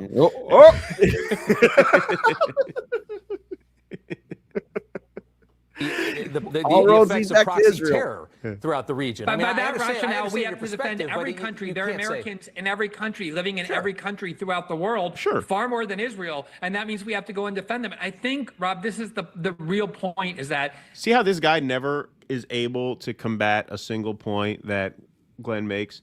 He's like, okay, so if you're saying that we have to attack any country that attacks another country with Americans living in it, well then, by that logic, we would have to attack any country, no matter who they hit, if there were Americans living there. And you notice how he doesn't even bother, like, trying to mount any kind of, like, defense.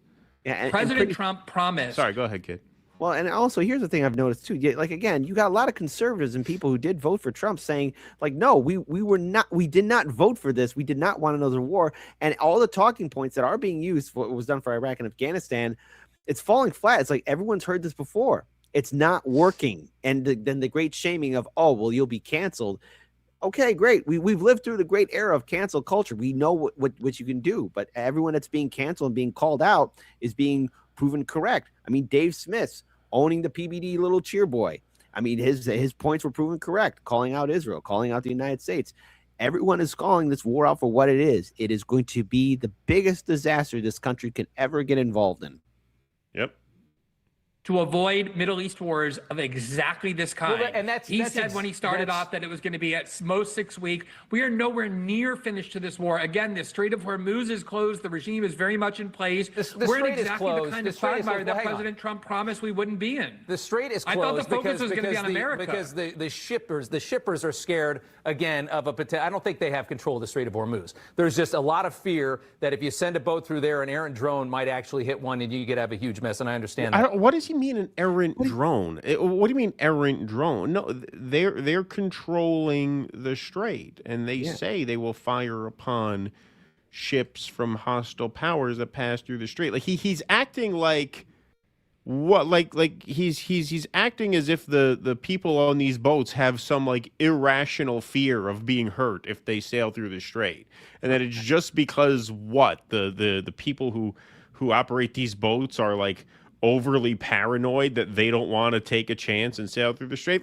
Hey, Chin Man, why don't you run one of those boats through the fucking strait? I You don't want to talk a big game? boat. You want to act like they're being so irrational? Why don't you prove to them how safe it is? No, you're gonna talk just like every other war hawk. They talk from an air-conditioned TV studio about how these sailors should just man up and sail through the strait. You'll be fine. No. Yeah. No, and I'd say this too. If I was one of those sailors, I'd be like, no, Captain, my sea legs don't work. I don't want to get on that boat. That's a lot of oil. Once it goes boom, it goes boom. And guess what? Oil is flammable on water. So, I don't want to be burned to death while drowning at the same time. Oh, I'm in water, but I can't get the fire out of me. Come on. No rational person wants to get on a boat and get risk getting blown up. And these are drones that cost $20,000 that are outmaneuvering multi-million-dollar missile defense systems. Okay. Yep. What does that say? Millions of dollars wasted because they can't shoot something that's $20K. Yep. As far as your claim that, I mean, that Iran is not a threat, why do you think, the president, as you just said, he made a name for himself 10 years ago by going after the kinds of people that start these wars. Why would he resist for 5 years of his presidency going into this kind of nonsense and then make a move like this if it wasn't critically important? If they didn't really believe that there was a nuclear program on the way, they were building... Because, Chin Man, in the first term, he needed to get elected to a second term, and he knew that this would not be a viable way of doing so. Now he's a lame duck, and now Israel knows he's a lame duck and he can be forced into it, and so they forced him into it. It's amazing. Thousands of ballistics to protect it, and that something terrible was going to happen. Why do you think he would make such a mistake as you claim that he did? For the same reason that the Iraq War was launched based on total lies, and we got sucked in for over a decade. And the people that you're interviewing, the Iraq including War. the people, if you're going to ask me a question, you have to let me speak for more than 4 words. Otherwise, there's no point in the conversation. The people that you're interviewing who are selling the Iran war to your audience are exactly the same people who sold the Iraq war to your audience based on exactly the same goals. And you can go to the website right now, the White House website, and you will see a huge page that says, the U.S. completely and totally obliterated Iran's nuclear program. That was from June of 2025, the last time we went and bombed Iran with Israel. And now 8 months later, we're supposed to believe that we have to start this gigantic new war over a nuclear program that President Trump himself said was totally and completely obliterated and would take care of this problem into the future. This is exactly the kind of war that the United States has been destroying itself fighting, and exactly the kind Trump said he wouldn't get into. Would you agree that, Iran it was well documented during the JCPO that they were lying and cheating on that deal. German intelligence made that claim. They were trying to go to German companies and get their nuclear information and try and build up this behind the back of the JCPOA. It's the same kind of shit they told you about Saddam Hussein. Oh yeah, he won't let the inspectors in, and they're playing fast and loose with what they're supposed to be doing. I mean, the exact same thing. If you live through Iraq, you've lived through this. Keaton, hold on. Remember, it's been 40 years, and Iran has always been a week away. 40 years and a week away from getting a bomb. 40 years and always a week away. Always a week away. I mean, they were always a week away. I mean, talk about either they were really incompetent or they were never really doing it. They're going to be doing it now. Iran has long had nuclear ambitions. They've long wanted to. I mean, this is a country, and I know it's very trite to you, and you've heard it a million times. They chant about destroying the United States. Oh, they chant.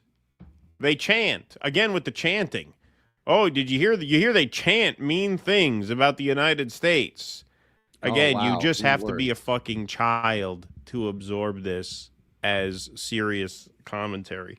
They chant. It's Dan Bongino mentality. He can't handle criticism, so they have to block out the mean tweets. Oh, somebody did a mean chant. Someone said a mean chant. Well, guess what? Welcome to the real world. Sometimes there's people out there that just don't freaking like you. Okay, Yeah. that's just how it is. Sometimes they chant about you. Yeah. They chant. Yeah. You can't drop a nuclear bomb on people because they chant mean things.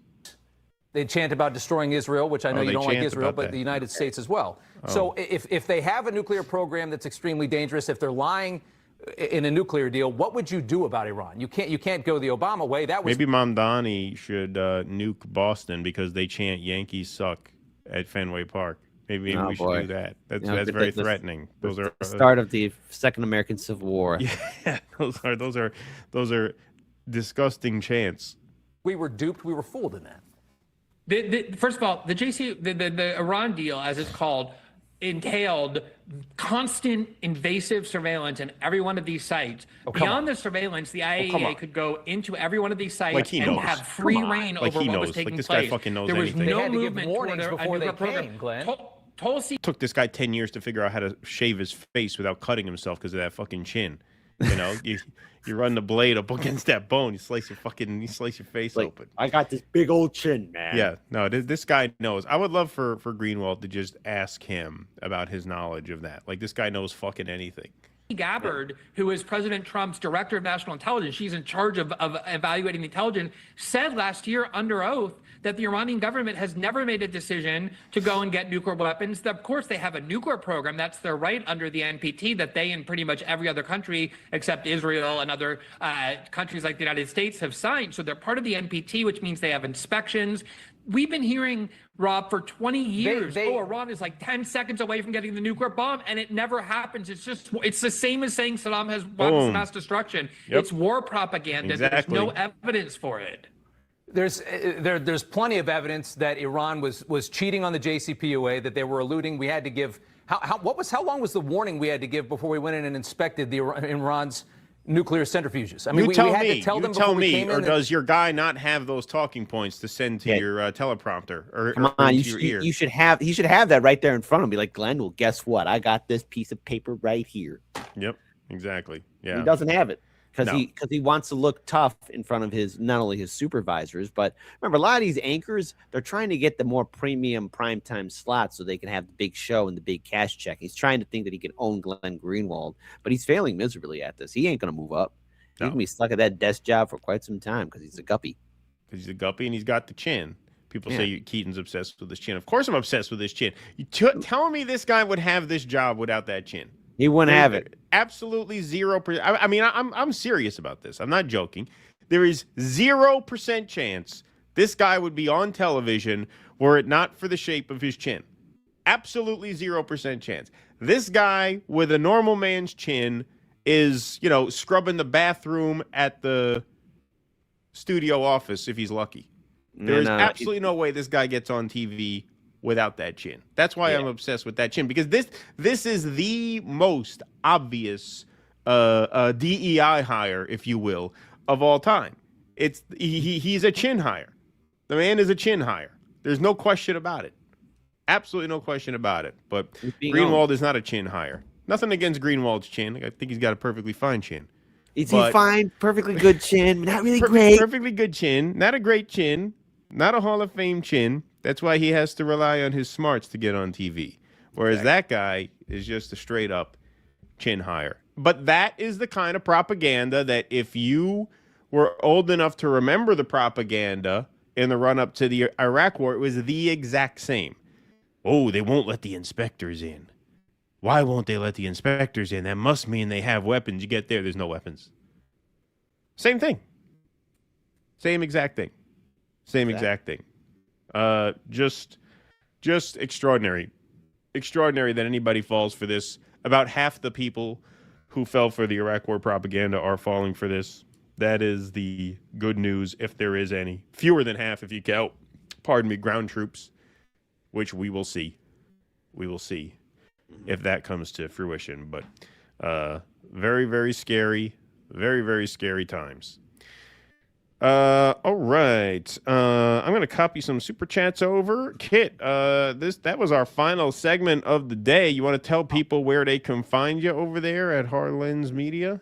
Absolutely. Well, Hardlens Media. There you go. Well, I can't move out of the way there, but Hardlens Media, HARDLENSMEDIA.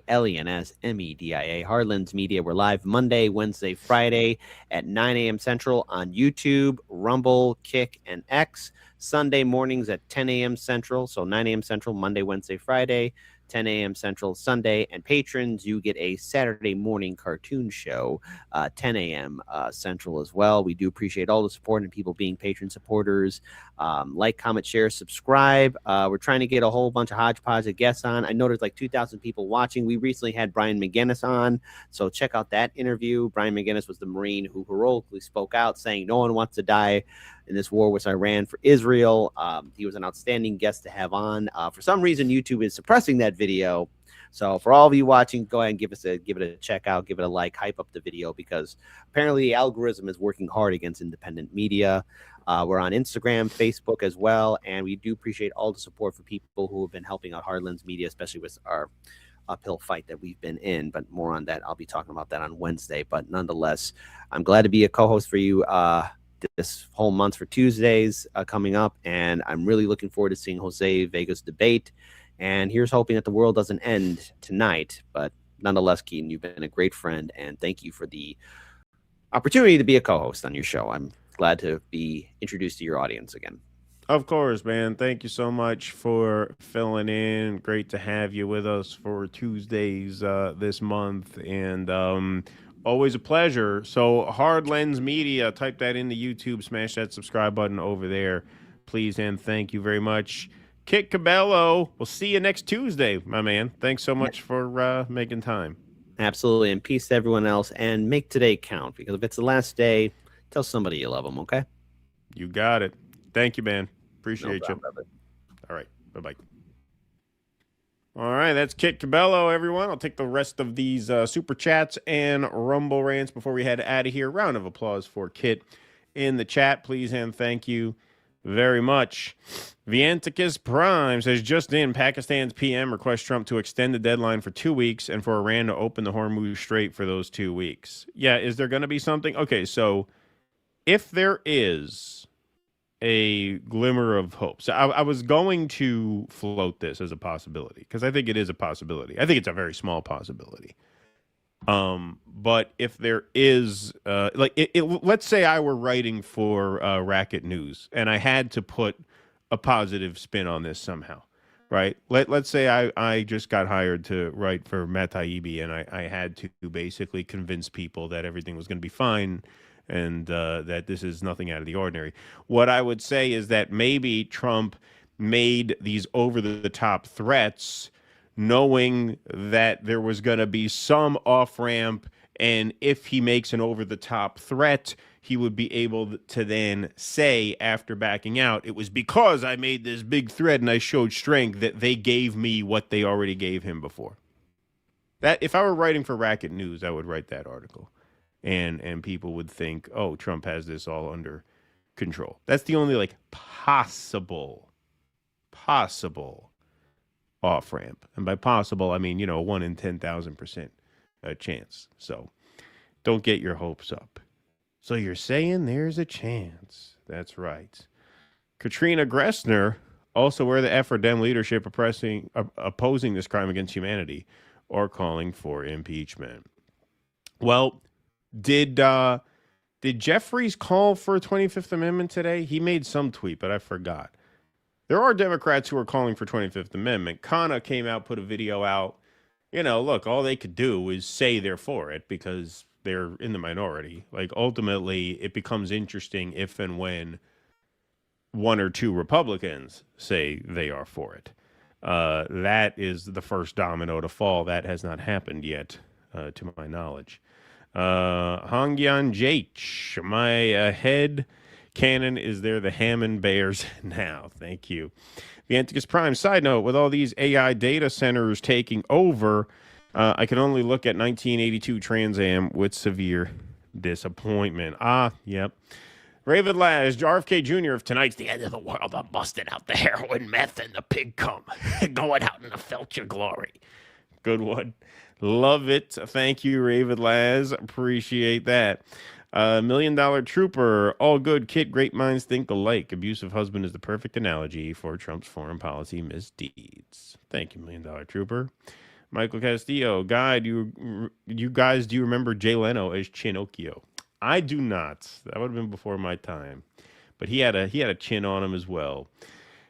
LOL, Hungarians don't want war. JD isn't helping Orban by campaigning for him. In my humble opinion, foreign politicians shouldn't endorse politicians in other countries. My parents are Hungarian, by the way. I agree. May Jest, Tucker, sorry, explained he was passing through the White House Venezuela meeting after he finished advocating Trump to stop threatening Iran. And he attacks Trump's policies almost every show. Yep, that he does. Genitilis, this dude out here lobbing dummy questions back and forth with Glenn. What is this, chin pong? Ha, good one. Vienticus, I've taken to calling the two presidential terms buying favor term and the war term, respectively. Thank you, Vienticus. Andy Gardner. So anyways, you guys see Rogan shush Theo? Whack. Yeah, no, I covered it, and we actually dropped that clip this morning. So head over there and watch that. EO Shush. Best hope for tonight. I was going to end Iranian civilization tonight, total destruction. But Melania reminded me it's Taco Tuesday and I love tacos. So I'm giving Iran 5 more days. Make it count. Best case scenario, right? Vienticus says, I'm a week away from being a week away from something. Better watch out. That's a threatening statement, Vienticus. I'm scared now. Death to in English, then America in Farsi instead of Marg Bar America. All in Farsi means the chant is a deliberate op for Americans. Interesting. Thank you, Brad Gilbert. T-Bone says Glenn held back on owning Chin Man because he would like to be invited to Fox again. DD rocks and love Kit. Thank you, T-Bone. Deep Green VO. Keaton, I think you mean D-E Chin Higher. De Chin Higher. L-M-A-O. Thank you, Deep Green. Appreciate that. Genitilis, does this dude have any kids? Chin Dynasty incoming. I like that. Chin Dynasty. V. Nettlesbaum. Hey, Keaton, for all of us with structured chins, I'm taken aback by your chin hate. Some of us come with intelligence, too. You're going scorched earth on good chins. Ha, is that a way of low-key bragging about your chin? Is that what you're trying to communicate there, V. Nettlesbaum? I'm going to need pictures or it didn't happen, right? You're going to have to send me proof of your chin. No, it is possible to be smart and have a pronounced chin. Just saying that guy is not smart, which means the only reason he was hired is for his chin. Nobody can deny that. Nobody. I challenge anybody to debate me on that point. Nobody can look me in the eye and say that guy would have a job if it weren't for that chin. Nobody. That guy looks like the fucking moon guy from the McDonald's commercials from the late 80s, early 90s. See, that is a little before my time, but I believe you, Michael. Appreciate that. Appreciate you all very much for being here. That's our show today. Please follow us on Rumble. I'll be back on Rumble fairly shortly, probably about a little under 2 hours. So I'll see you over there. Newsletter blasts will go out. They're going to be pretty close because I got to put everything together now. So it's going to take me a little bit. So don't worry. Come 6 o'clock, I'll be on Rumble for the Jose Vega, Michael Blake debates with live reaction and commentary. So come and hang out over there. Once again, YouTubers, that is a Rumble exclusive. So we will see you over there at 6 p.m. Eastern. I'll probably start the stream a few minutes before then. Thank you very much, everybody, for being here today. We want to thank our guest host, Kit Cabello. Amazing job, as always. Thanks to the YouTubers. Thanks to the Rumblers. Thanks to the mods for keeping the peace in the chat. Please come hang out with us on Rumble this evening for the debate. And then we'll see you back here on the main channel this Thursday with Rex Jones at 2 p.m. Eastern. I have to push the show back a couple hours this Thursday. I can't do it at noon, but we will be live at 2 o'clock Eastern time this Thursday, special time. Once again, sign up for our Substack so you don't miss a stream. If we have to change the time or if we add a bonus stream, we'll always send out a newsletter announcement to Substack. It's free to join, dudissidents.substack.com. We'll give you the time, the place, and the link. Thanks very much, everybody, for spending the afternoon with us. We'll see you tonight and then again on Thursday. Until then, be safe and be well. Courage. Please clap.